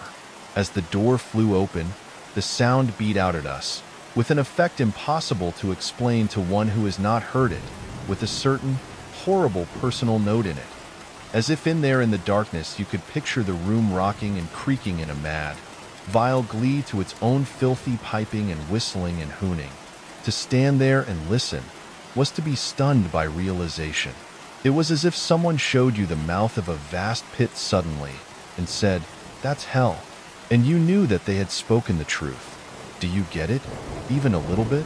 I stepped back a pace into the room and held the candle over my head and looked quickly round. Tasek and his brother joined me, and the man came up at the back, and we all held our candles high. I was deafened with the shrill, piping hoon of the whistling, and then, clear in my ear, something seemed to be saying to me, "Get out of here, quick, quick, quick." As you chaps know, I never neglect that sort of thing. Sometimes it may be nothing but nerves, but as you will remember, it was just such a warning that saved me in the Grey Dog case, and in the Yellow Finger experiments, as well as other times. Well, I turned sharp round to the others. "Out," I said. "For God's sake, out quick." And in an instant I had them into the passage. There came an extraordinary yelling scream into the hideous whistling, and then, like a clap of thunder, an utter silence. I slammed the door and locked it. Then, taking the key, I looked round at the others. They were pretty white, and I imagine I must have looked that way too. And there we stood a moment, silent. "Come down out of this and have some whiskey," said Tasek at last. In a voice he tried to make ordinary, and he led the way. I was the back man, and I know we all kept looking over our shoulders. When we got downstairs, Tasek passed the bottle round. He took a drink, himself, and slapped his glass down onto the table, then sat down with a thud. "That's a lovely thing to have in the house with you, isn't it?" he said. And directly afterward, "What on earth made you hustle us all out like that, Carnacki?" "Something seemed to be telling me to get out quick," I said. "Sounds a bit silly, superstitious, I know, but when you're meddling with this sort of thing, you've got to take notice of queer fancies and risk being laughed at." I told him then about the gray dog business, and he nodded a lot to that. "Of course," I said, "this may be nothing more than those would-be rivals of yours playing some funny game. But, personally, though I'm going to keep an open mind, I feel that there is something beastly and dangerous about this thing." We talked for a while longer, and then Tasek suggested billiards, which we played in a pretty half-hearted fashion, and all the time cocking an ear to the door, as you might say, for sounds. But none came, and later, after coffee, he suggested early bed and a thorough overhaul of the room on the morrow. My bedroom was in the newer part of the castle, and the door opened into the picture gallery. At the east end of the gallery was the entrance to the corridor of the east wing. This was shut off from the gallery by two old and heavy oak doors, which looked rather odd and quaint beside the more modern doors of the various rooms. When I reached my room, I did not go to bed, but began to unpack my instrument trunk, of which I had retained the key. I intended to take one or two preliminary steps at once in my investigation of the extraordinary whistling. Presently, when the castle had settled into quietness, I slipped out of my room and across to the entrance of the great corridor. I opened one of the low, squat doors and threw the beam of my pocket searchlight down the passage. It was empty, and I went through the doorway and pushed to the oak behind me, then along the great passageway, throwing my light before and behind, and keeping my revolver handy. I had hung a protection belt of garlic round my neck, and the smell of it seemed to fill the corridor and give me assurance. For, as you all know, it is a wonderful protection against the more usual eerie forms of semi-materialization, by which I suppose the whistling might be produced. Though, at that period of my investigation, I was quite prepared to find it due to some perfectly natural cause, for it is astonishing the enormous number of cases that prove to have nothing abnormal in them. In addition to wearing the necklet, I had plugged my ears loosely with garlic, and as I did not intend to stay more than a few minutes in the room, I hoped to be safe. When I reached the door and put my hand into my pocket for the key, I had a sudden feeling of sickening funk, but I was not going to back out if I could help it. I unlocked the door and turned the handle. Then I gave the door a sharp push with my foot, as Tasek had done, and drew my revolver, though I did not expect to have any use for it, really. I shone the searchlight all round the room, and then stepped inside, with a disgustingly horrible feeling of walking slap into a waiting danger. I stood a few seconds, waiting, and nothing happened, and the empty room showed bare from corner to corner. And then, I realized that the room was full of an abominable silence. Can you understand that? A sort of purposeful silence, just as sickening as any of the filthy noises the things have power to make. Do you remember what I told you about that silent garden business? Well, this room had just that same malevolent silence, the beastly quietness of a thing that is looking at you and not seeable itself, and thinks that it has got you. Oh, I recognized it instantly, and I whipped the top off my lantern, so as to have light over the whole room. Then I set to, working like fury, and keeping my glance all about me. I sealed the two windows with lengths of human hair, right across, and sealed them at every frame. As I worked, a queer, scarcely perceptible tenseness stole into the air of the place, and the silence seemed, if you can understand me, to grow more solid. I knew then that I had no business there without full protection, for I was practically certain that this was no mere eerie development, but one of the worst forms as the Saishii. Like that grunting man case, you know. I finished the window and hurried over to the great fireplace. This is a huge affair and has a queer gallows iron. I think they are called projecting from the back of the arch. I sealed the opening with 7 human hairs, the 7th crossing the 6 others. Then, just as I was making an end, a low, mocking whistle grew in the room. A cold, nervous pricking went up my spine and round my forehead from the back.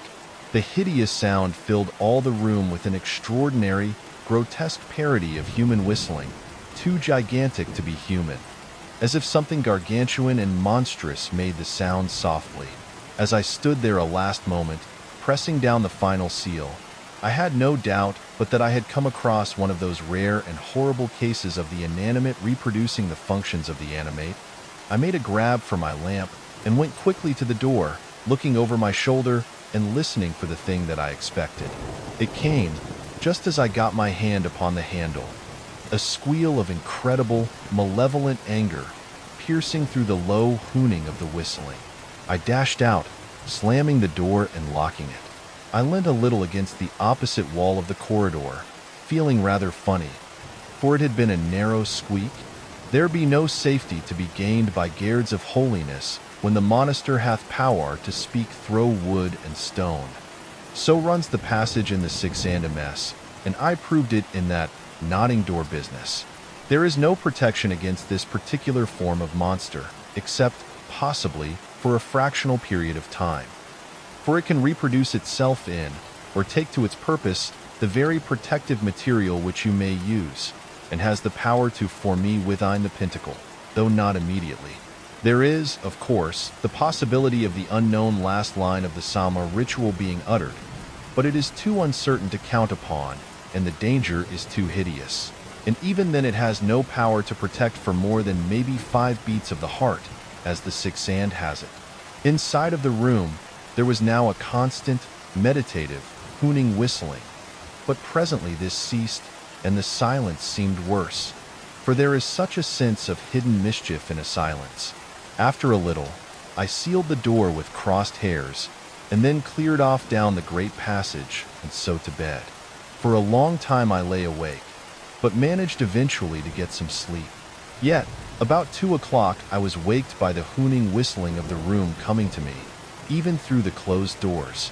The sound was tremendous, and seemed to beat through the whole house with a presiding sense of terror, as if, I remember thinking, some monstrous giant had been holding mad carnival with itself at the end of that great passage. I got up and sat on the edge of the bed, wondering whether to go along and have a look at the seal. And suddenly there came a thump on my door, and Tasik walked in, with his dressing gown over his pajamas. "I thought it would have waked you, so I came along to have a talk," he said. "I can't sleep. Beautiful, isn't it? Extraordinary," I said, and tossed him my case. He lit a cigarette, and we sat and talked for about an hour. And all the time that noise went on, down at the end of the big corridor. Suddenly, Tasik stood up. "Let's take our guns and go and examine the brute," he said, and turned toward the door. "No," I said. "By Jove, no. I can't say anything definite yet, but I believe that room is about as dangerous as it well can be." "Haunted? Really haunted?" he asked, keenly and without any of his frequent banter. I told him, of course, that I could not say a definite yes or no to such a question, but that I hoped to be able to make a statement soon. Then I gave him a little lecture on the false rematerialization of the animate force through the inanimate inert. He began then to see the particular way in the room might be dangerous, if it were really the subject of a manifestation. About an hour later, the whistling ceased quite suddenly, and Tasik went off again to bed. I went back to mine, also, and eventually got another spell of sleep. In the morning, I went along to the room. I found the seals on the door intact. Then I went in. The window seals and the hair were all right, but the 7th hair across the great fireplace was broken. This set me thinking. I knew that it might, very possibly, have snapped through my having tensioned it too highly. But then, again, it might have been broken by something else. Yet, it was scarcely possible that a man, for instance, could have passed between the 6 unbroken hairs, for no one would ever have noticed them, entering the room that way, you see, but just walked through them, ignorant of their very existence. I removed the other hairs and the seals. Then I looked up the chimney. It went up straight, and I could see blue sky at the top. It was a big, open flue, and free from any suggestion of hiding places or corners. Yet, of course, I did not trust to any such casual examination, and after breakfast, I put on my overalls and climbed to the very top, sounding all the way. But I found nothing.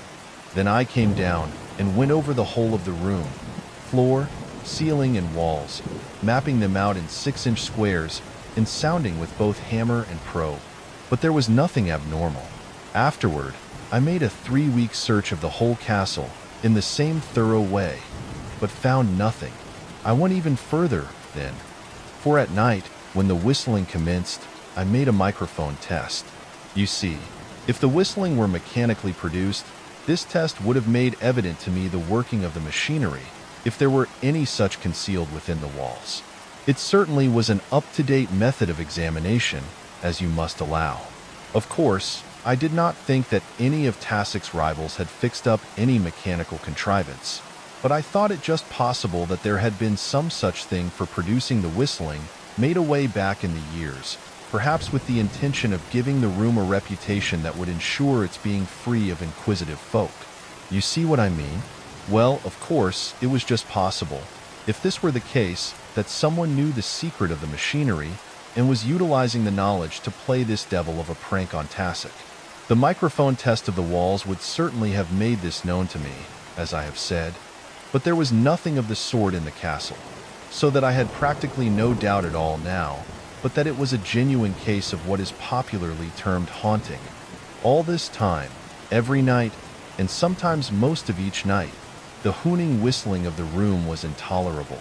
It was as if an intelligence there knew that steps were being taken against it, and piped and hooned in a sort of mad, mocking contempt. I tell you, it was as extraordinary as it was horrible. Time after time, I went along, tiptoeing noiselessly on stocking feet, to the sealed door, for I always kept the room sealed.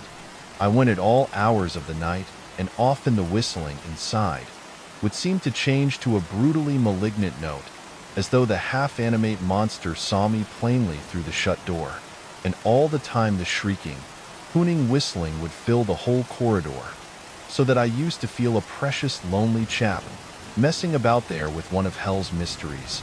And every morning I would enter the room and examine the different hairs and seals.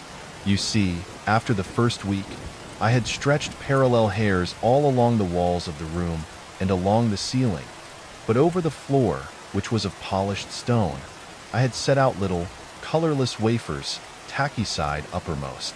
Each wafer was numbered, and they were arranged after a definite plan, so that I should be able to trace the exact movements of any living thing that went across the floor. You will see that no material being or creature could possibly have entered that room without leaving many signs to tell me about it. But nothing was ever disturbed, and I began to think that I should have to risk an attempt to stay the night in the room, in the electric pinnacle.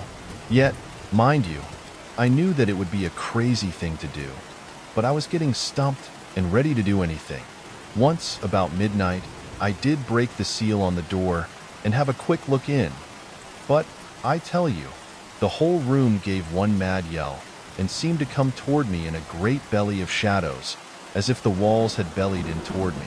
Of course, that must have been fancy. Anyway, the yell was sufficient, and I slammed the door and locked it, feeling a bit weak down my spine. You know the feeling. And then, when I had got to that state of readiness for anything, I made something of a discovery. It was about 1 in the morning, and I was walking slowly round the castle, keeping in the soft grass. I had come under the shadow of the east front, and far above me, I could hear the vile, hooning whistle of the room, up in the darkness of the unlit wing. Then, suddenly, a little in front of me, I heard a man's voice, speaking low, but evidently in glee. By George, "You chaps, but I wouldn't care to bring a wife home in that," it said, in the tone of the cultured Irish. Someone started to reply, but there came a sharp exclamation, and then a rush, and I heard footsteps running in all directions. Evidently, the men had spotted me. For a few seconds, I stood there, feeling an awful ass. After all, they were at the bottom of the haunting. Do you see what a big fool it made me seem? I had no doubt but that they were some of Tassic's rivals, and here I had been feeling in every bone that I had hit a real, bad, genuine case. And then, there came the memory of hundreds of details that made me just as much in doubt again.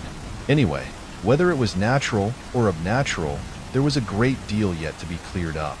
I told Tassic next morning what I had discovered, and through the whole of every night, for 5 nights, we kept a close watch round the east wing.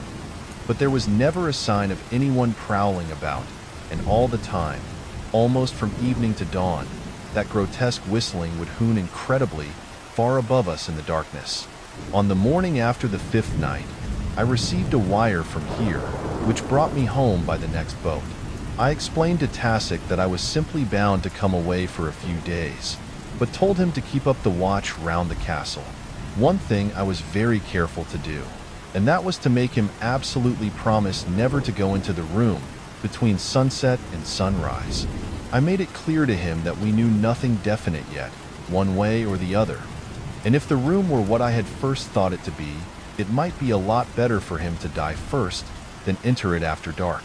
When I got here and had finished my business, I thought you chaps would be interested, and also I wanted to get it all spread out clear in my mind. So I rung you up.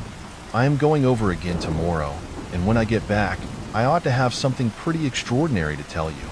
By the way, there is a curious thing I forgot to tell you. I tried to get a phonographic record of the whistling, but it simply produced no impression on the wax at all. That is one of the things that has made me feel queer, I can tell you.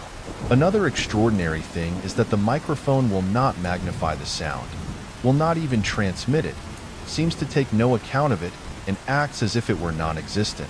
I am absolutely and utterly stumped, up to the present. I am a wee bit curious to see whether any of your dear clever heads can make daylight of it. I cannot, not yet. He rose to his feet. "Good night, all," he said, and began to usher us out abruptly, but without offense, into the night.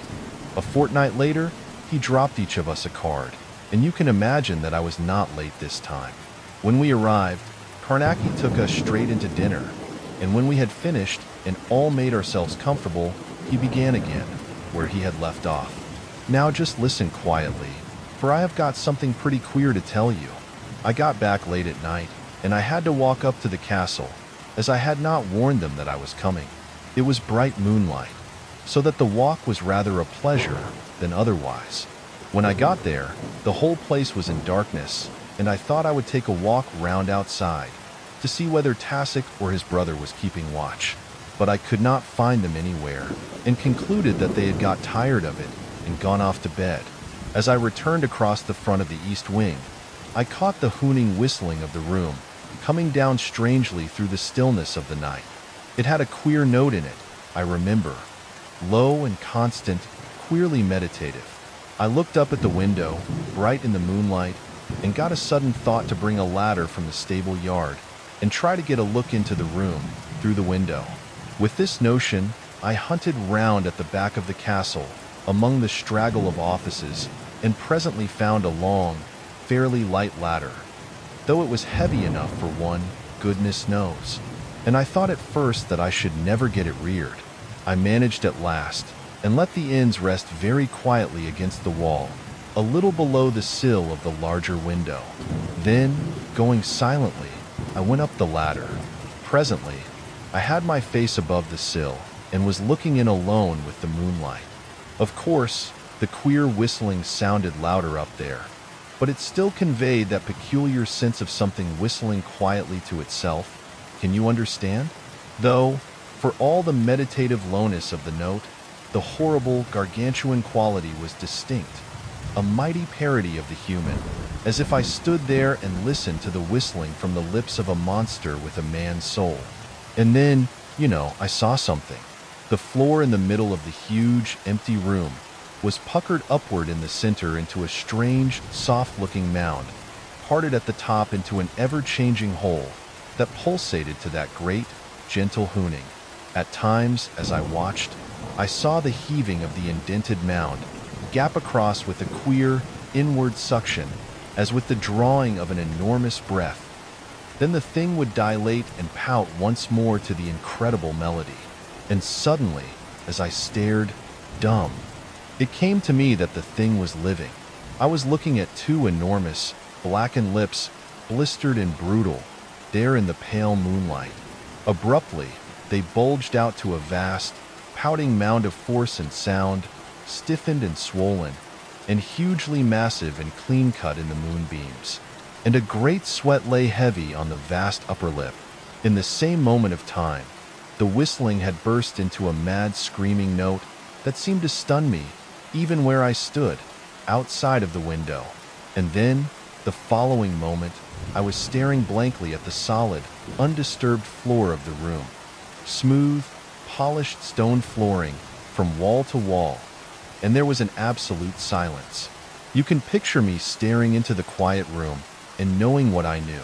I felt like a sick, frightened kid and wanted to slide quietly down the ladder and run away. But in that very instant, I heard Tassik's voice calling to me from within the room for help, help. My God, but I got such an awful dazed feeling, and I had a vague, bewildered notion that, after all, it was the Irishman who had got him in there, and were taking it out of him. And then the call came again, and I burst the window and jumped in to help him. I had a confused idea that the call had come from within the shadow of the great fireplace, and I raced across to it. But there was no one there. "Tassik!" I shouted, and my voice went empty-sounding round the great apartment. And then, in a flash, I knew that Tassik had never called. I whirled round, sick with fear, toward the window, and as I did so, a frightful, exultant whistling scream burst through the room. On my left, the end wall had bellied in toward me, in a pair of gargantuan lips, black and utterly monstrous, to within a yard of my face. I fumbled for a mad instant at my revolver. Not for it, but myself, for the danger was 1,000 times worse than death. And then, suddenly, the unknown last line of the Sama ritual was whispered quite audibly in the room. Instantly, the thing happened that I have known once before. There came a sense as of dust falling continually and monotonously, and I knew that my life hung uncertain and suspended for a flash, in a brief, reeling vertigo of unseeable things. Then that ended, and I knew that I might live. My soul and body blended again, and life and power came to me. I dashed furiously at the window and hurled myself out head foremost. For I can tell you that I had stopped being afraid of death. I crashed down onto the ladder and slithered, grabbing and grabbing, and so came some way or other alive to the bottom. And there I sat in the soft, wet grass, with the moonlight all about me. And far above, through the broken window of the room, there was a low whistling. That is the chief of it. I was not hurt, and I went round to the front and knocked Tassik up. When they let me in, we had a long yarn over some good whiskey, for I was shaken to pieces, and I explained things as much as I could. I told Tassik that the room would have to come down, and every fragment of it burned in a blast furnace, erected within a pinnacle. He nodded. There was nothing to say. Then I went to bed. We turned a small army onto the work, and within 10 days, that lovely thing had gone up in smoke, and what was left was calcined and clean. It was when the workmen were stripping the paneling that I got hold of a sound notion of the beginnings of that beastly development. Over the great fireplace, after the great oak panels had been torn down, I found that there was let into the masonry a scrollwork of stone, with on it an old inscription in ancient Celtic that here in this room was burned Dien Tionse, jester of King Alzoth, who made the song of foolishness upon King Ernor of the Seventh Castle. When I got the translation clear, I gave it to Tassik. He was tremendously excited, for he knew the old tale, and took me down to the library to look at an old parchment that gave the story in detail. Afterward, I found that the incident was well known about the countryside, but always regarded more as a legend than as history. And no one seemed ever to have dreamt that the old east wing of Iastri Castle was the remains of the ancient seventh castle. From the old parchment, I gathered that there had been a pretty dirty job done, away back in the years. It seems that King Alzoth and King Ernor had been enemies by birthright, as you might say truly, but that nothing more than a little raiding had occurred on either side for years, until Dien Tianse made the Song of Foolishness upon King Ernor, and sang it before King Alzoth, and so greatly was it appreciated that King Alzoth gave the jester one of his ladies to wife. Presently, all the people of the land had come to know the song, and so it came at last to King Ernor, who was so angered that he made war upon his old enemy, and took and burned him and his castle. But Dien Tianse, the jester, he brought with him to his own place, and having torn his tongue out because of the song which he had made and sung, he imprisoned him in the room in the east wing, which was evidently used for unpleasant purposes, and the jester's wife he kept for himself, having a fancy for her prettiness. But one night, Dien Tianse's wife was not to be found, and in the morning they discovered her lying dead in her husband's arms, and he sitting, whistling the Song of Foolishness, for he had no longer the power to sing it. Then they roasted Dien Tianse in the great fireplace, probably from that self-same galley iron which I have already mentioned. And until he died, Dien Tianse ceased not to whistle the Song of Foolishness, which he could no longer sing. But afterward, in that room, there was often heard at night the sound of something whistling, and there grew a power in that room, so that none dared to sleep in it. And presently, it would seem, the king went to another castle, for the whistling troubled him. There you have it all. Of course, that is only a rough rendering of the translation of the parchment, but it sounds extraordinarily quaint. Don't you think so? Yes, I said, answering for the lot. But how did the thing grow to such a tremendous manifestation? One of those cases of continuity of thought producing a positive action upon the immediate surrounding material, replied Carnacki. The development must have been going forward through centuries to have produced such a monstrosity. It was a true instance of Saishii manifestation, which I can best explain by likening it to a living spiritual fungus, which involves the very structure of the ether fiber itself, and of course, in so doing, acquires an essential control over the material substance involved. In it. It is impossible to make it plainer in a few words. What broke the seventh hair? Asked Taylor. But Carnacki did not know. He thought it was probably nothing but being too severely tensioned. He also explained that they found out that the men who had run away had not been up to mischief, but had come over secretly merely to hear the whistling, which, indeed, had suddenly become the talk of the whole countryside. One other thing, said Arkwright. Have you any idea what governs the use of the unknown last line of the Sama ritual? I know, of course, that it was used by the Abhuman priests in the incantation of Rei. But what used it on your behalf, and what made it? You had better read Harzen's monograph and my addenda to it on astral and astral coordination and interference, said Carnacki. It is an extraordinary subject, and I can only say here that the human vibration may not be insulated from the astral, as is always believed to be the case in interferences by the Abhuman, without immediate action being taken by those forces which govern the spinning of the outer circle. In other words, it is being proved, time after time, that there is some inscrutable protective force constantly intervening between the human soul, not the body, mind you, and the outer monstrosities. Am I clear? Yes, I think so, I replied. And you believe that the room had become the material expression of the ancient jester, that his soul, rotten with hatred, had bred into a monster, eh? I asked. Yes, said Carnacki, nodding. I think you've put my thought rather neatly. It is a queer coincidence that Miss Donahue is supposed to be descended, so I have heard since, from the same King Ernor. It makes one think some curious thoughts, doesn't it? The marriage coming on, and the room waking to fresh life. if she had gone into that room, ever? It had waited a long time. Sins of the fathers. Yes, I've thought of that. They are to be married next week, and I am to be best man, which is a thing I hate. And he won his bets, rather. Just think, if ever she had gone into that room. Pretty horrible, eh? He nodded his head, grimly, and we four nodded back.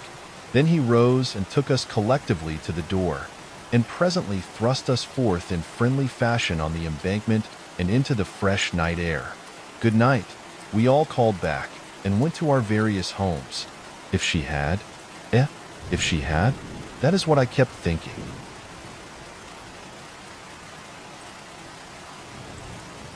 Number 4. The Horse of the Invisible. I had that afternoon received an invitation from Carnacki. When I reached his place, I found him sitting alone. As I came into the room, he rose with a perceptibly stiff movement and extended his left hand. His face seemed to be badly scarred and bruised, and his right hand was bandaged. He shook hands and offered me his paper, which I refused. Then he passed me a handful of photographs and returned to his reading. Now, that is just Carnacki. Not a word had come from him, and not a question from me. He would tell us all about it later. I spent about half an hour looking at the photographs, which were chiefly snaps, some by flashlight, of an extraordinarily pretty girl. Though in some of the photographs it was wonderful that her prettiness was so evident, for so frightened and startled was her expression that it was difficult not to believe that she had been photographed in the presence of some imminent and overwhelming danger.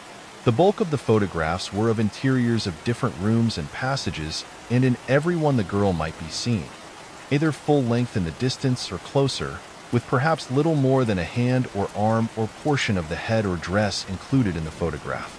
All of these had evidently been taken with some definite aim that did not have for its first purpose the picturing of the girl, but obviously of her surroundings, and they made me very curious, as you can imagine.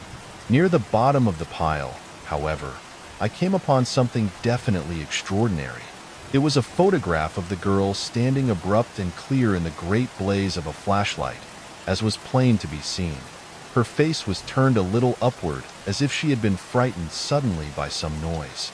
Directly above her, as though half-formed and coming down out of the shadows, was the shape of a single enormous hoof. I examined this photograph for a long time without understanding it more than that it had probably to do with some queer case in which Carnacki was interested. When Jessup, Arkwright, and Taylor came in, Carnacki quietly held out his hand for the photographs, which I returned in the same spirit, and afterward we all went in to dinner. When we had spent a quiet hour at the table, we pulled our chairs round and made ourselves snug, and Carnacki began. "I've been north," he said, speaking slowly and painfully between puffs at his pipe, "up to Hischen's of East Lancashire. It has been a pretty strange business all round, as I fancy you chaps will think, when I have finished. I knew before I went something about the horse story, as I have heard it called, but I never thought of it coming my way, somehow. Also, I know now that I never considered it seriously, in spite of my rule always to keep an open mind. Funny creatures, we humans. Well, I got a wire asking for an appointment, which of course told me that there was some trouble. On the date I fixed, old Captain Hischens himself came up to see me. He told me a great many new details about the horse story, though naturally I had always known the main points and understood that if the first child were a girl, that girl would be haunted by the horse during her courtship. It is, as you can see already, an extraordinary story, and though I have always known about it, I have never thought it to be anything more than an old-time legend, as I have already hinted. You see, for 7 generations, the Hischens family have had men children for their firstborn, and even the Hischenses themselves have long considered the tale to be little more than a myth. To come to the present, the eldest child of the reigning family is a girl, and she has been often teased and warned in jest by her friends and relations that she is the first girl to be the eldest for 7 generations, and that she would have to keep her men friends at arm's length or go into a nunnery if she hoped to escape the haunting. And this, I think, shows us how thoroughly the tale had grown to be considered as nothing worthy of the least serious thought. Don't you think so? 2 months ago, Miss Hischens became engaged to Beaumont, a young naval officer, And on the evening of the very day of the engagement, before it was even formally announced, a most extraordinary thing happened which resulted in Captain Hischens making the appointment and my ultimately going down to their place to look into the thing. From the old family records and papers that were entrusted to me, I found that there could be no possible doubt that prior to something like 150 years ago, there were some very extraordinary and disagreeable coincidences, to put the thing in the least emotional way. In the whole of the 2 centuries prior to that date, there were 5 firstborn girls out of a total of 7 generations of the family. Each of these girls grew up to maidenhood and each became engaged, and each one died during the period of engagement, 2 by suicide, 1 by falling from a window, 1 from a broken heart, presumably heart failure, owing to sudden shock through fright. The 5th girl was killed one evening in the park round the house. But just how, there seemed to be no exact knowledge, only that there was an impression that she had been kicked by a horse. She was dead when found. Now, you see, all of these deaths might be attributed in a way, even the suicides, to natural causes, as distinct from supernatural, you see. Yet, in every case, the maidens had undoubtedly suffered some extraordinary and terrifying experiences during their various courtships, for in all of the records, there was mention either of the neighing of an unseen horse or of the sounds of an invisible horse galloping, as well as many other peculiar and quite inexplicable manifestations. You begin to understand now, I think, just how extraordinary a business it was that I was asked to look into. I gathered from one account that the haunting of the girls was so constant and horrible that 2 of the girls' lovers fairly ran away from their lady loves. And I think it was this, more than anything else, that made me feel that there had been something more in it than a mere succession of uncomfortable coincidences. I got hold of these facts before I had been many hours in the house, and after this I went pretty carefully into the details of the thing that happened on the night of Miss Hischens's engagement to Beaumont. It seems that as the 2 of them were going through the big lower corridor, just after dusk and before the lamps had been lighted, there had been a sudden, horrible neighing in the corridor, close to them. Immediately afterward, Beaumont received a tremendous blow or kick which broke his right forearm. Then the rest of the family and the servants came running to know what was wrong. Lights were brought in the corridor and, afterward, the whole house searched, but nothing unusual was found. You can imagine the excitement in the house and the half-incredulous, half-believing talk about the old legend. Then, later, in the middle of the night, the old captain was waked by the sound of a great horse galloping round and round the house. Several times after this, both Beaumont and the girls said that they had heard the sounds of hoofs near to them after dusk, in several of the rooms and corridors. 3 nights later, Beaumont was waked by a strange neighing in the nighttime, seeming to come from the direction of his sweetheart's bedroom. He ran hurriedly for her father, and the 2 of them raced to her room.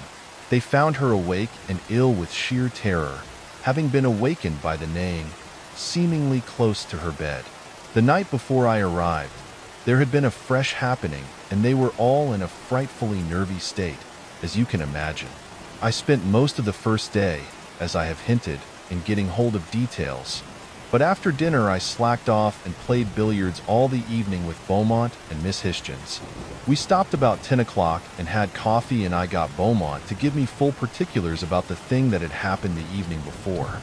He and Miss Hischens had been sitting quietly in her aunt's boudoir, whilst the old lady chaperoned them, behind a book. It was growing dusk, and the lamp was at her end of the table. The rest of the house was not yet lit, as the evening had come earlier than usual. Well, it seems that the door into the hall was open, and suddenly the girl said, "HSH, what's that?" They both listened, and then Beaumont heard it, the sound of a horse outside of the front door. "Your father," he suggested, but she reminded him that her father was not riding.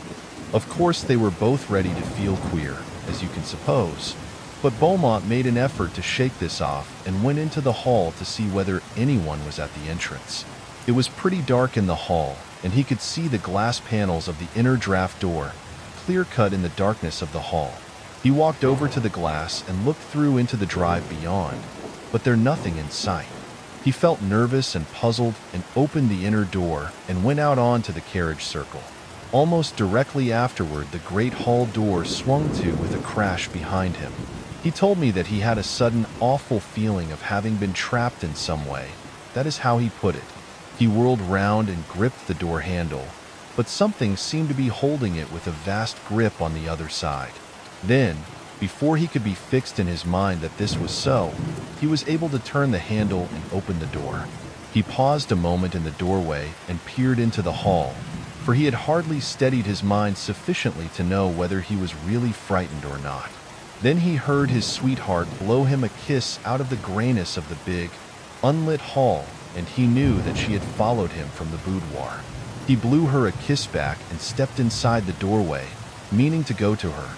And then, suddenly, in a flash of sickening knowledge, he knew that it was not his sweetheart who had blown him that kiss. He knew that something was trying to tempt him alone into the darkness, and that the girl had never left the boudoir. He jumped back, and in the same instant of time, he heard the kiss again, nearer to him. He called out at the top of his voice, "Mary, stay in the boudoir. Don't move out of the boudoir until I come to you." He heard her call something in reply from the boudoir, and then he had struck a clump of a dozen or so matches and was holding them above his head and looking round the hall. There was no one in it, but even as the matches burned out, there came the sounds of a great horse galloping down the empty drive. Now you see, both he and the girl had heard the sounds of the horse galloping.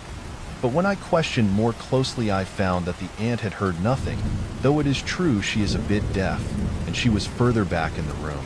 Of course, both he and Miss Hischens had been in an extremely nervous state and ready to hear anything.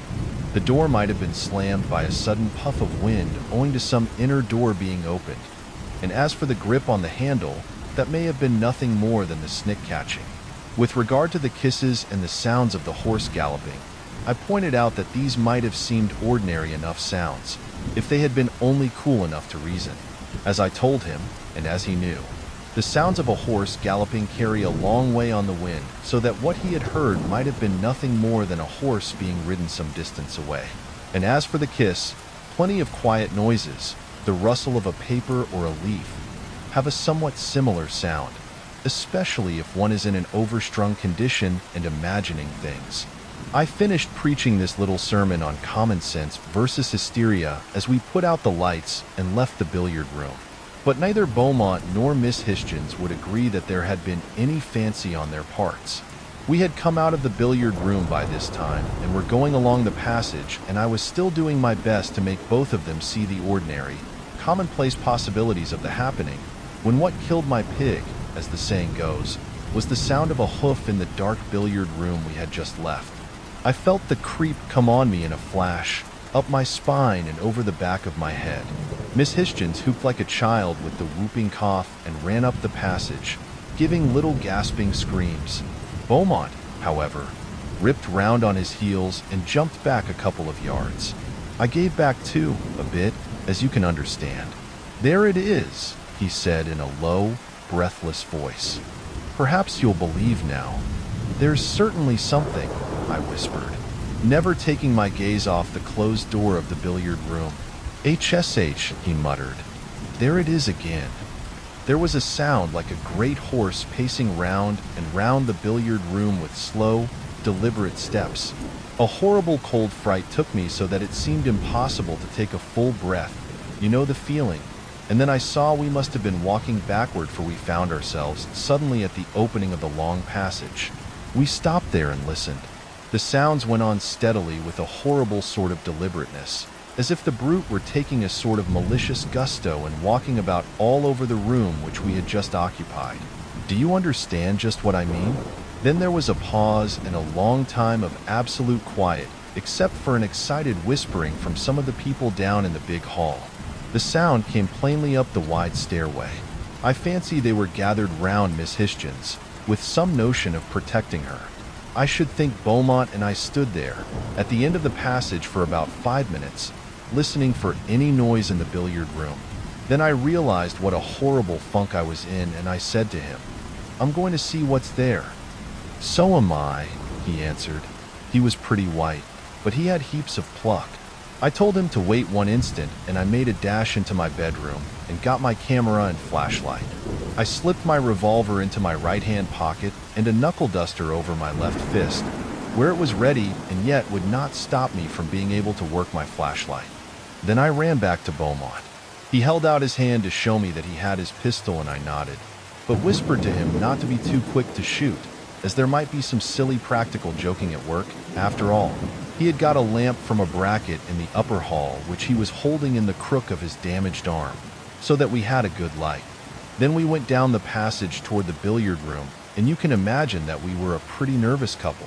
All this time there had not been a sound, but abruptly, when we were within perhaps a couple of yards of the door, we heard the sudden clumping of a hoof on the solid parquet floor of the billiard room. In the instant afterward, it seemed to me that the whole place shook beneath the ponderous hoof falls of some huge thing coming toward the door. Both Beaumont and I gave back a pace or two, and then realized and hung on to our courage, as you might say, and waited. The great tread came right up to the door and then stopped, and there was an instant of absolute silence, except that so far as I was concerned, the pulsing in my throat and temples almost deafened me. I dare say we waited quite half a minute, and then came the further restless clumping of a great hoof. Immediately afterward the sounds came right on, as if some invisible thing passed through the closed door, and the ponderous tread was upon us. We jumped, each of us, to our side of the passage, and I know that I spread myself stiff against the wall.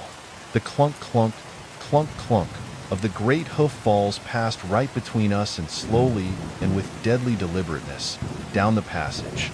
I heard them through a haze of blood beats in my ears and temples, and my body was extraordinarily rigid and pringling, and I was horribly breathless.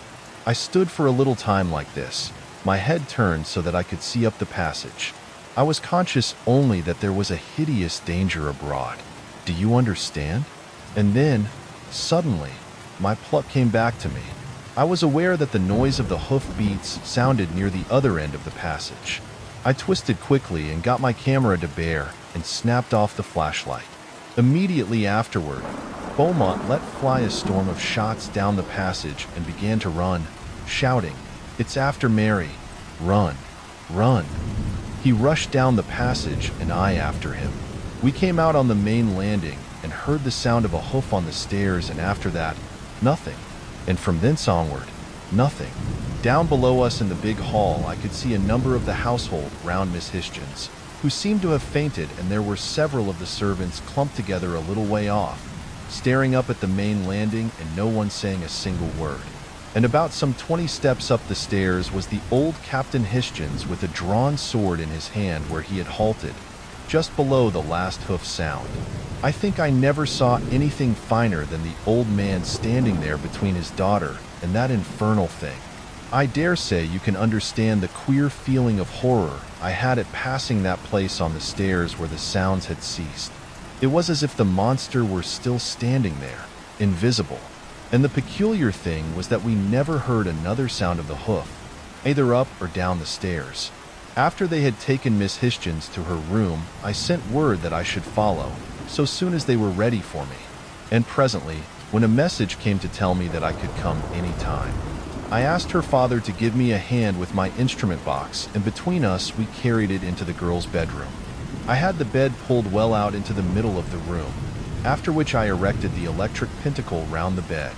Then I directed that lamps should be placed round the room, but that on no account must any light be made within the pentacle, neither must anyone pass in or out. The girl's mother I had placed within the pentacle, and directed that her maid should sit without, ready to carry any message, so as to make sure that Mrs. Hischens did not have to leave the pentacle. I suggested also that the girl's father should stay the night in the room, and that he had better be armed. When I left the bedroom, I found Beaumont waiting outside the door in a miserable state of anxiety. I told him what I had done and explained to him that Miss Hischens was probably perfectly safe within the protection, but that in addition to her father remaining the night in the room, I intended to stand guard at the door. I told him that I should like him to keep me company, for I knew that he could never sleep, feeling as he did, and I should not be sorry to have a companion. Also, I wanted to have him under my own observation, for there was no doubt but that he was actually in greater danger in some ways than the girl. At least, that was my opinion and is still, as I think you will agree later. I asked him whether he would object to my drawing a pentacle round him for the night and got him to agree, but I saw that he did not know whether to be superstitious about it or to regard it more as a piece of foolish mumming. But he took it seriously enough when I gave him some particulars about the Black Veil case, when young Astor died. You remember, he said it was a piece of silly superstition and stayed outside. Poor devil. The night passed quietly enough until a little while before dawn when we both heard the sounds of a great horse galloping round and round the house just as old Captain Hischens had described it. You can imagine how queer it made me feel, and directly afterward, I heard someone stir within the bedroom. I knocked at the door, for I was uneasy, and the captain came. I asked whether everything was right, to which he replied yes, and immediately asked me whether I had heard the galloping, so that I knew he had heard them also. I suggested that it might be well to leave the bedroom door open a little until the dawn came in, as there was certainly something abroad. This was done, and he went back into the room, to be near his wife and daughter.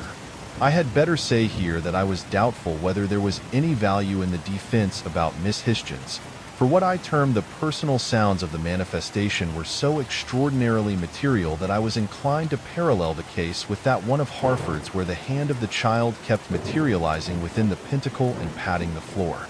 As you will remember, that was a hideous business.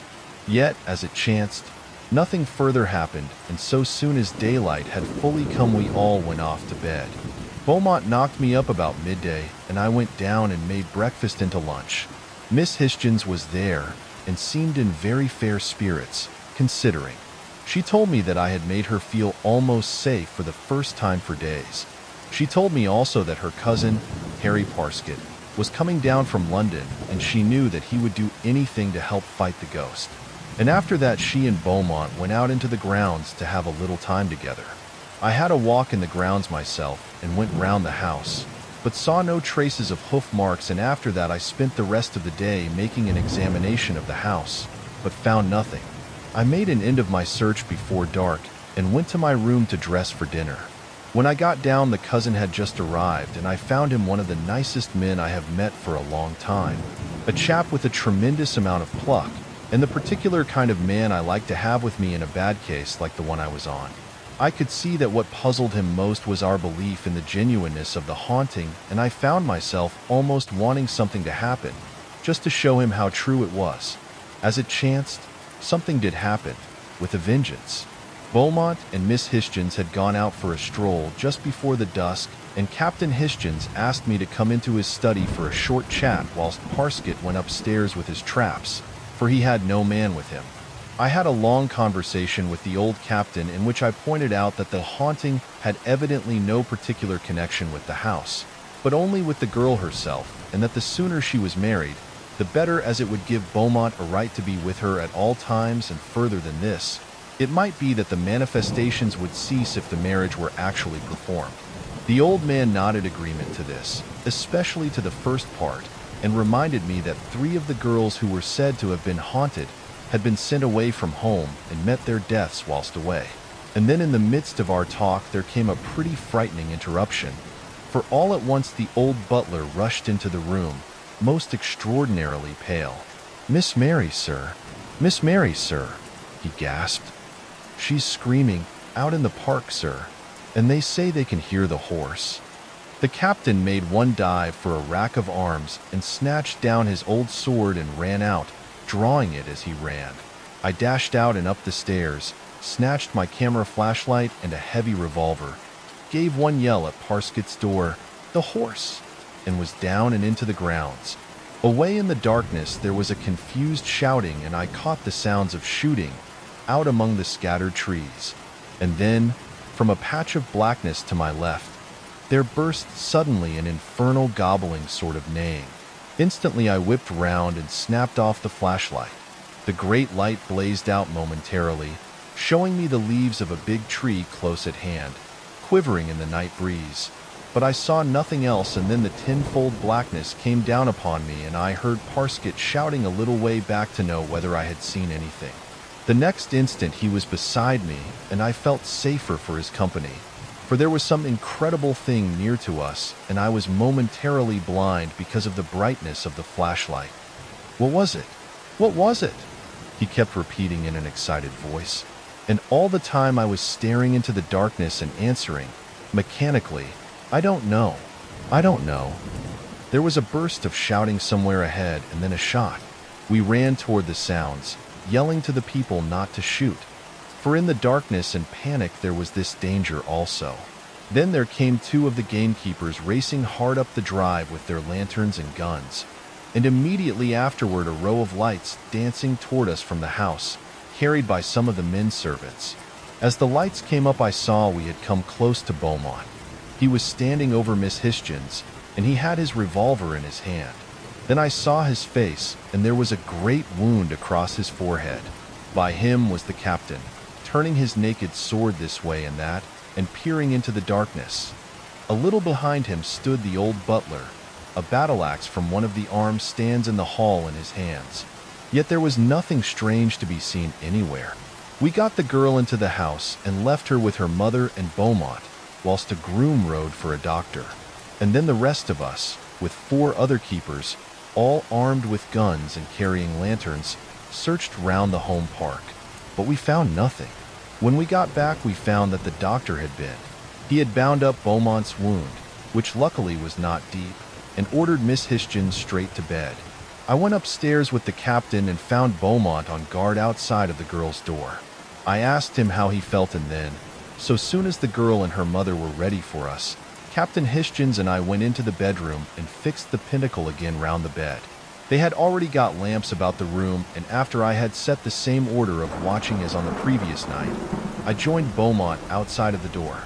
Parsket had come up while I had been in the bedroom, and between us we got some idea from Beaumont as to what had happened out in the park. It seems that they were coming home after their stroll from the direction of the West Lodge.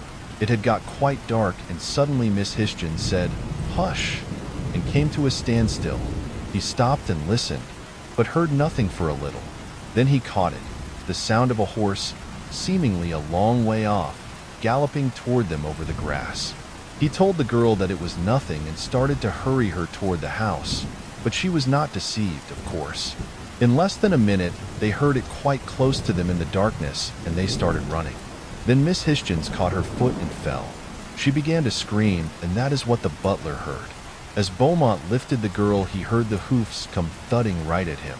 He stood over her and fired all 5 chambers of his revolver right at the sounds. He told us that he was sure he saw something that looked like an enormous horse's head, right upon him in the light of the last flash of his pistol. Immediately afterward, he was struck a tremendous blow which knocked him down, and then the captain and the butler came running up, shouting. The rest, of course, we knew. About 10 o'clock the butler brought us up a tray, for which I was very glad, as the night before I had got rather hungry.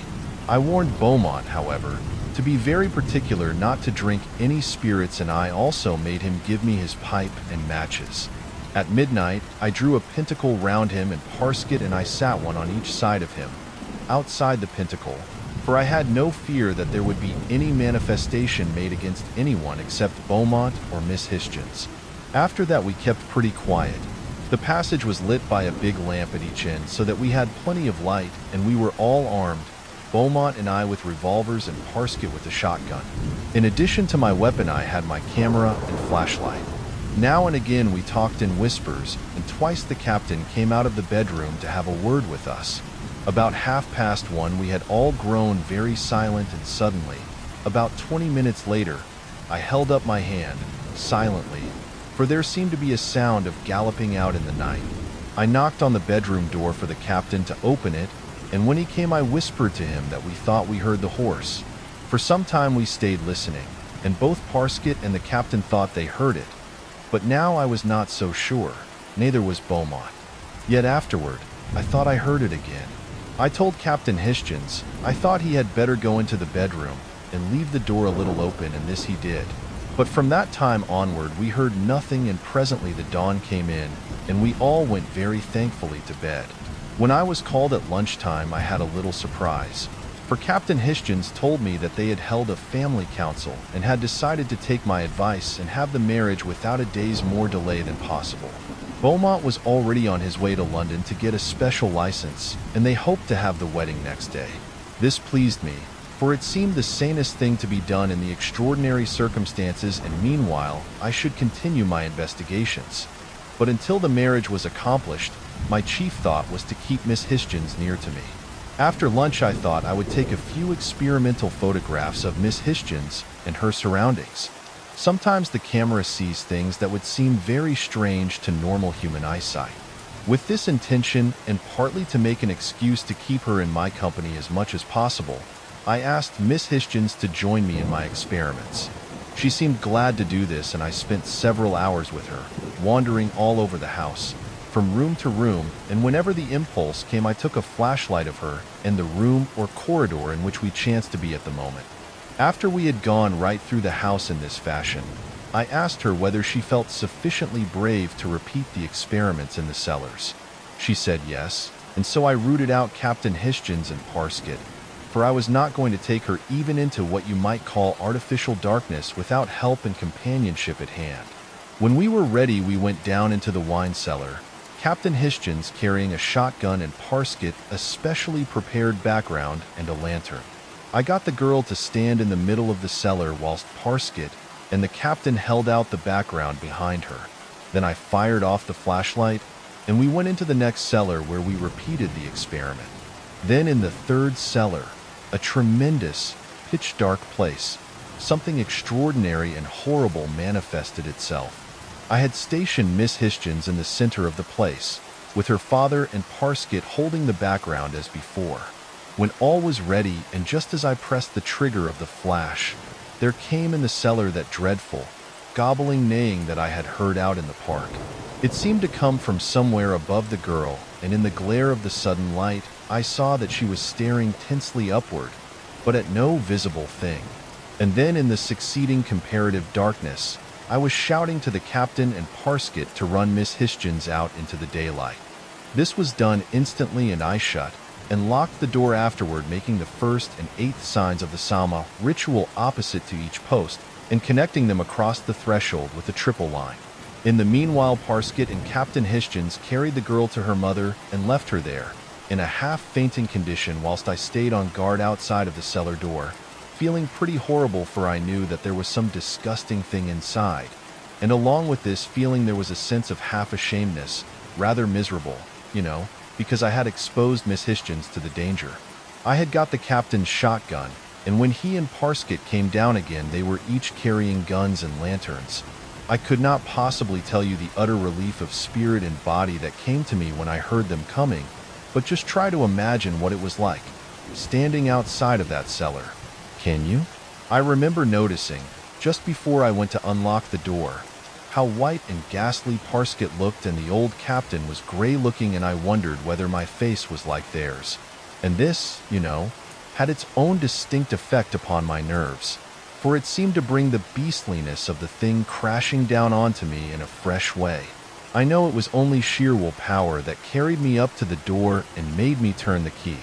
I paused one little moment, and then with a nervy jerk, sent the door wide open and held my lantern over my head. Parsket and the captain came one on each side of me and held up their lanterns, but the place was absolutely empty. Of course, I did not trust to a casual look of this kind, but spent several hours with the help of the two others in sounding every square foot of the floor, ceiling, and walls.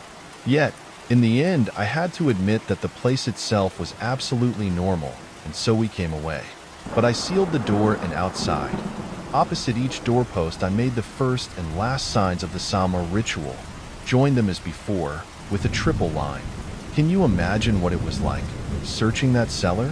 When we got upstairs, I inquired very anxiously how Miss Hischens was, and the girl came out herself to tell me that she was all right and that I was not to trouble about her, or blame myself, as I told her I had been doing.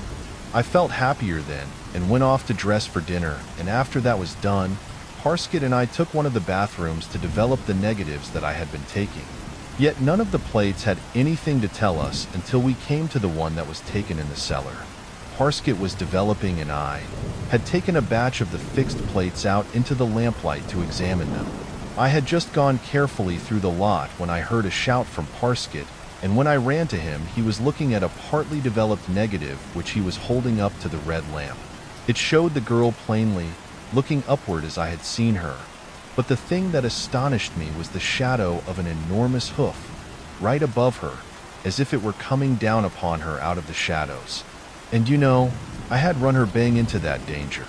That was the thought that was chief in my mind.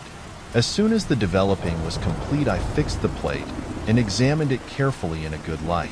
There was no doubt about it at all. The thing above Miss Hischens was an enormous, shadowy hoof.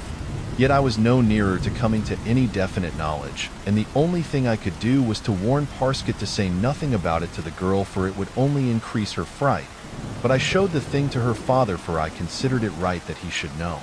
That night we took the same precaution for Miss Hischens' safety as on the 2 previous nights, and Parsket kept me company. Yet the dawn came in without anything unusual having happened, and I went off to bed. When I got down to lunch, I learned that Beaumont had wired to say that he would be in soon after 4. Also that a message had been sent to the rector, and it was generally plain that the ladies of the house were in a tremendous fluster. Beaumont's train was late, and he did not get home until 5. But even then the rector had not put in an appearance, and the butler came in to say that the coachman had returned without him, as he had been called away unexpectedly. Twice more during the evening the carriage was sent down, but the clergyman had not returned, and we had to delay the marriage until the next day. That night I arranged the defense round the girl's bed, and the captain and his wife sat up with her as before. Beaumont, as I expected, insisted on keeping watch with me, and he seemed in a curiously frightened mood. Not for himself, but for Miss Hischens. He had a horrible feeling, he told me, that there would be a final, dreadful attempt on his sweetheart that night. This, of course, I told him was nothing but nerves. Yet really, it made me feel very anxious, for I have seen too much not to know that under such circumstances a premonitory conviction of impending danger is not necessarily to be put down entirely to nerves. In fact, Beaumont was so simply and earnestly convinced that the night would bring some extraordinary manifestation that I got Parsket to rig up a long cord from the wire of the butler's bell, to come along the passage handy. To the butler himself, I gave directions not to undress, and to give the same order to 2 of the footmen. If I rang, he was to come instantly, with the footmen carrying lanterns, and the lanterns were to be kept ready lit all night. If for any reason the bell did not ring and I blew my whistle, he was to take that as a signal in the place of the bell. After I had arranged all these minor details, I drew a pentacle about Beaumont and warned him very particularly to stay within it, whatever happened. And when this was done, there was nothing to do but wait and pray that the night would go as quietly as the night before. We scarcely talked at all, and by about 1 a.m. we were all very tense and nervous, so that at last Parsket got up and began to walk up and down the corridor to steady himself a bit. Presently I slipped off my pumps and joined him, and we walked up and down, whispering occasionally for something over an hour, until in turning I caught my foot in the bell cord and went down on my face, but without hurting myself or making a noise. When I got up, Parsket nudged me. "Did you notice that the bell never rang?" he whispered. "Jove." I said, "You're right." "Wait a minute," he answered. "I'll bet it's only a kink somewhere in the cord." He left his gun and slipped along the passage, and taking the top lamp, tiptoed away into the house, carrying Beaumont's revolver ready in his right hand. He was a plucky chap, I remember thinking then, and again later. Just then Beaumont motioned to me for absolute quiet. Directly afterward I heard the thing for which he listened, the sound of a horse galloping out in the night. I think that I may say I fairly shivered. The sound died away and left a horrible, desolate, eerie feeling in the air. I put my hand out to the bell cord, hoping Parsket had got it clear. Then I waited, glancing before and behind. Perhaps 2 minutes passed, full of what seemed like an almost unearthly quiet. And then, suddenly, down the corridor at the lighted end there sounded the clumping of a great hoof, and instantly the lamp was thrown with a tremendous crash, and we were in the dark. I tugged hard on the cord and blew the whistle. Then I raised my snapshot and fired the flashlight. The corridor blazed into brilliant light, but there was nothing, and then the darkness fell like thunder. I heard the captain at the bedroom door and shouted to him to bring out a lamp, quick. But instead something started to kick the door, and I heard the captain shouting within the bedroom and then the screaming of the women. I had a sudden horrible fear that the monster had got into the bedroom, but in the same instant from up the corridor there came abruptly the vile, gobbling neighing that we had heard in the park and the cellar.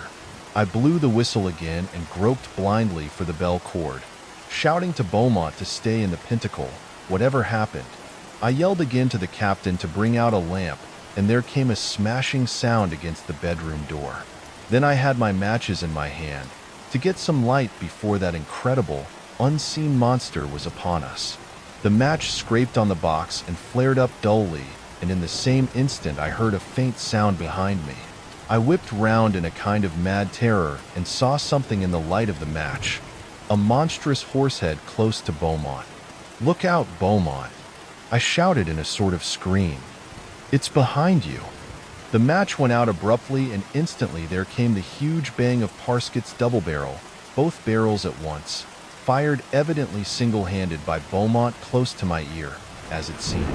I caught a momentary glimpse of the great head in the flash, and of an enormous hoof amid the belch of fire and smoke seeming to be descending upon Beaumont. In the same instant I fired 3 chambers of my revolver. There was the sound of a dull blow, and then that horrible, gobbling neigh broke out close to me. I fired twice at the sound. Immediately afterwards something struck me, and I was knocked backward. I got onto my knees and shouted for help at the top of my voice.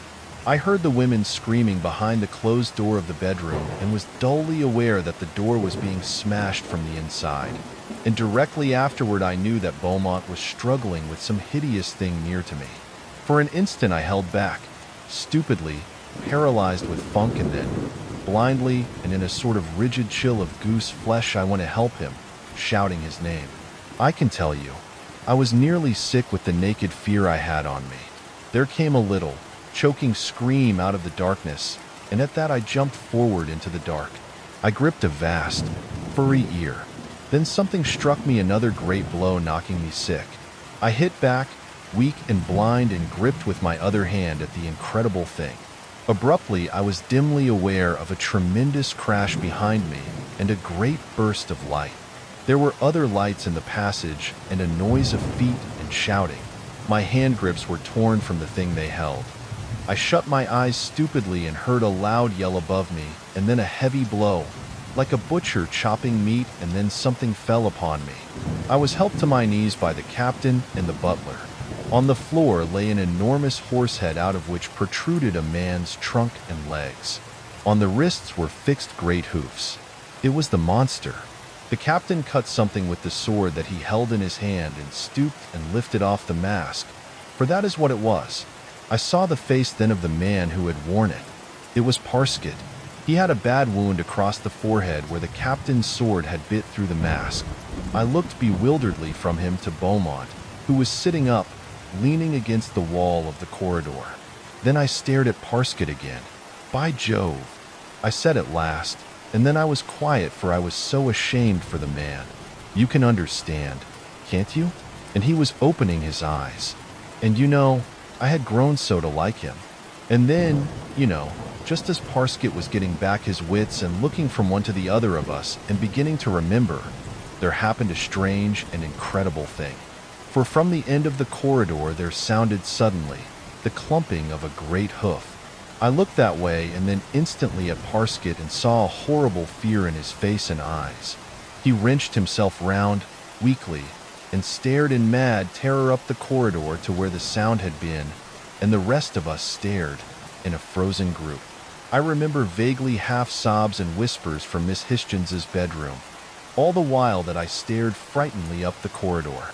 The silence lasted several seconds, and then, abruptly, there came again the clumping of the great hoof, away at the end of the corridor, and immediately afterward the clunk, clunk, clunk, clunk of mighty hoofs coming down the passage toward us. Even then, most of us thought it was some mechanism of Parsket still at work, and we were in the queerest mixture of fright and doubt. I think everyone looked at Parsket, and suddenly the captain shouted out, "Stop this damned fooling at once. Haven't you done enough?" For my part, I was now frightened, for I had a sense that there was something horrible and wrong. And then Parsket managed to gasp out, "It's not me. My God. It's not me. My God. It's not me." And then, it seemed to come home to everyone in an instant that there was really some dreadful thing coming down the passage. There was a mad rush to get away, and even old Captain Hischens gave back with the butler and the footmen. Beaumont fainted outright, as I found afterward, for he had been badly mauled. I just flattened back against the wall, kneeling as I was, too stupid and dazed even to run. And almost in the same instant, the ponderous hoof falls sounded close to me and seeming to shake the solid floor as they passed. Abruptly, the great sounds ceased, and I knew in a sort of sick fashion that the thing had halted opposite to the door of the girl's bedroom. And then I was aware that Parsket was standing rocking in the doorway with his arms spread across, so as to fill the doorway with his body. Parsket was extraordinarily pale, and the blood was running down his face from the wound in his forehead.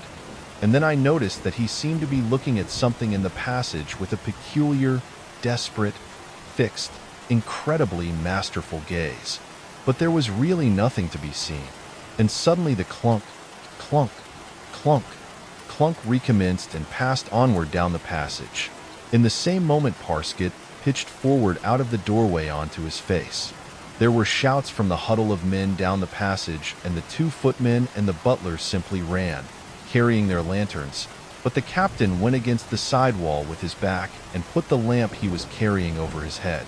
The dull tread of the horse went past him and left him unharmed, and I heard the monstrous hoof falls going away and away through the quiet house, and after that a dead silence. Then the captain moved and came toward us, very slow and shaky, and with an extraordinarily gray face. I crept toward Parsket, and the captain came to help me. We turned him over, and, I knew in a moment that he was dead. But you can imagine what a feeling it sent through me. I looked at the captain, and suddenly he said, that, and I know that he was trying to tell me that Parsket had stood between his daughter and whatever it was that had gone down the passage. I stood up and steadied him, though I was not very steady myself, and suddenly his face began to work, and he went down onto his knees by Parsket and cried like some shaken child. Then the women came out of the doorway of the bedroom, and I turned away and left him to them, whilst I over to Beaumont. That is practically the whole story, and the only thing that is left to me is to try to explain some of the puzzling parts, here and there. Perhaps you have seen that Parsket was in love with Miss Hischens, and this fact is the key to a good deal that was extraordinary. He was doubtless responsible for some portions of the haunting. In fact, I think for nearly everything, but, I can prove nothing, and what I have to tell you is chiefly the result of deduction. In the first place, it is obvious that Parsket's intention was to frighten Beaumont away, and when he found that he could not do this, I think he grew so desperate that he really intended to kill him.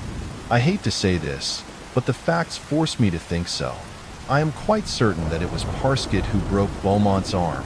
He knew all the details of the so-called horse legend, and got the idea to work upon the old story for his own end. He evidently had some method of slipping in and out of the house, probably through one of the many French windows, or possibly he had a key to 1 or 2 of the garden doors, and when he was supposed to be away, he was really coming down on the quiet and hiding somewhere in the neighborhood. The incident of the kiss in the dark hall I put down to sheer nervous imaginings on the part of Beaumont and Miss Hischens. Yet I must say that the sound of the horse outside of the front door is a little difficult to explain away. But I am still inclined to keep to my first idea on this point, that there was nothing really unnatural about it. The hoof sounds in the billiard room and down the passage were done by Parsket from the floor below, by bumping up against the paneled ceiling with a block of wood tied to one of the window hooks. I proved this by an examination which showed the dents in the woodwork. The sounds of the horse galloping round the house were possibly made also by Parsket, who must have had a horse tied up in the plantation nearby, unless, indeed, he made the sounds himself, but I do not see how he could have gone fast enough to produce the illusion. In any case, I don't feel perfect certainty on this point. I failed to find any hoof marks, as you remember. The gobbling neighing in the park was a ventriloquial achievement on the part of Parsket, and the attack out there on Beaumont was also by him, so that when I thought he was in his bedroom, he must have been outside all the time and joined me after I ran out of the front door. This is almost probable. I mean that Parsket was the cause, for if it had been something more serious, he would certainly have given up his foolishness, knowing that there was no longer any need for it. I cannot imagine how he escaped being shot, both then and in the last mad action of which I have just told you. He was enormously without fear of any kind for himself, as you can see. The time when Parsket was with us, when we thought we heard the horse galloping round the house, we must have been deceived. No one was very sure, except, of course, Parsket, who would naturally encourage the belief. The neighing in the cellar is where I consider there came the first suspicion into Parsket's mind that there was something more at work than his sham haunting. The neighing was done by him in the same way that he did it in the park, but when I remember how ghastly he looked, I feel sure that the sounds must have had some infernal quality added to them which frightened the man himself. Yet, later, he would persuade himself that he had been getting fanciful. Of course, I must not forget that the effect upon Miss Hischens must have made him feel pretty miserable. Then, about the clergyman being called away, we found afterward that it was a bogus errand, or rather, call, and it is apparent that Parsket was at the bottom of this, so as to get a few more hours in which to achieve his end, and what that was, a very little imagination will show you. For he had found that Beaumont would not be frightened away. I hate to think this, but I'm bound to. Anyway, it is obvious that the man was temporarily a bit off his normal balance. Love's a queer disease.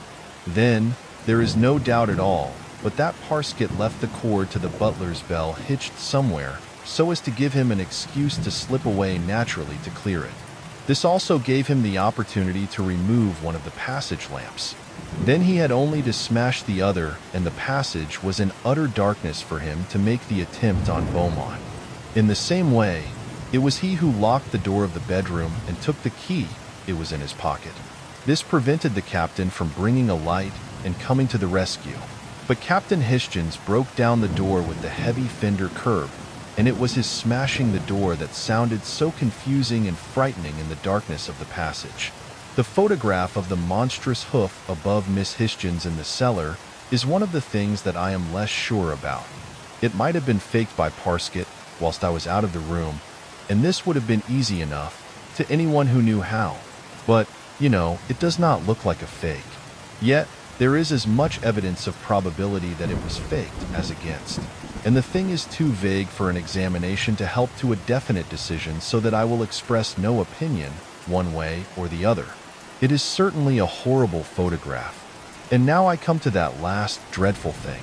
There has been no further manifestation of anything abnormal, so that there is an extraordinary uncertainty in my conclusions. If we had not heard those last sounds, and if Parsket had not shown that enormous sense of fear, the whole of this case could be explained in the way in which I have shown. And in fact, as you have seen, I am of the opinion that almost all of it can be cleared up, but I see no way of going past the thing we heard at the last and the fear that Parsket showed. His death? No, that proves nothing. At the inquest, it was described somewhat untechnically as due to heart spasm. That is normal enough and leaves us quite in the dark as to whether he died because he stood between the girl and some incredible thing of monstrosity. The look on Parsket's face and the thing he called out when he heard the great hoof sounds coming down the passage seemed to show that he had the sudden realization of what before then may have been nothing more than a horrible suspicion. And his fear and appreciation of some tremendous danger approaching was probably more keenly real even than mine. And then he did the one fine, great thing. And the cause? I said. What caused it? Carnacki shook his head. God knows, he answered, with a peculiar, sincere reverence. If that thing was what it seemed to be, one might suggest an explanation which would not offend one's reason, but which may be utterly wrong. Yet I have thought, though it would take a long lecture on thought induction to get you to appreciate my reasons, that Parsket had produced what I might term a kind of induced haunting, a kind of induced simulation of his mental conceptions to his desperate thoughts and broodings. It is impossible to make it clearer in a few words. But the old story, I said, why may not there have been something in that? There may have been something in it, said Carnacki, but I do not think it had anything to do with this. I have not clearly thought out my reasons yet, but later I may be able to tell you why I think so. And the marriage? And the cellar? Was there anything found there? Asked Taylor. Yes, the marriage was performed that day in spite of the tragedy, Carnacki told us. It was the wisest thing to do considering the things that I cannot explain. Yes, I had the floor of that big cellar up, for I had a feeling I might find something there to give me some light. But there was nothing. You know, the whole thing is tremendous and extraordinary. I shall never forget the look on Parsket's face, and afterward the disgusting sounds of those great hoofs going away through the quiet house. Carnacki stood up. "Out you go," he said in friendly fashion, using the recognized formula, and we went presently out into the quiet of the embankment, and so to our homes. And with that, dear listener, we conclude the tale of the Horse of the Invisible, a story that reminds us that not all hauntings are what they seem, yet the mysteries of the unseen still linger in the shadows. Thank you for joining me tonight on this journey into the eerie investigations of Carnacki, the ghost finder. But our adventure does not end here. There are still 2 tales left to uncover, stories that delve deeper into the supernatural and the unexplained. In the next video, we'll explore the final chapters of this chilling collection, where the veil between the living and the unknown grows even thinner.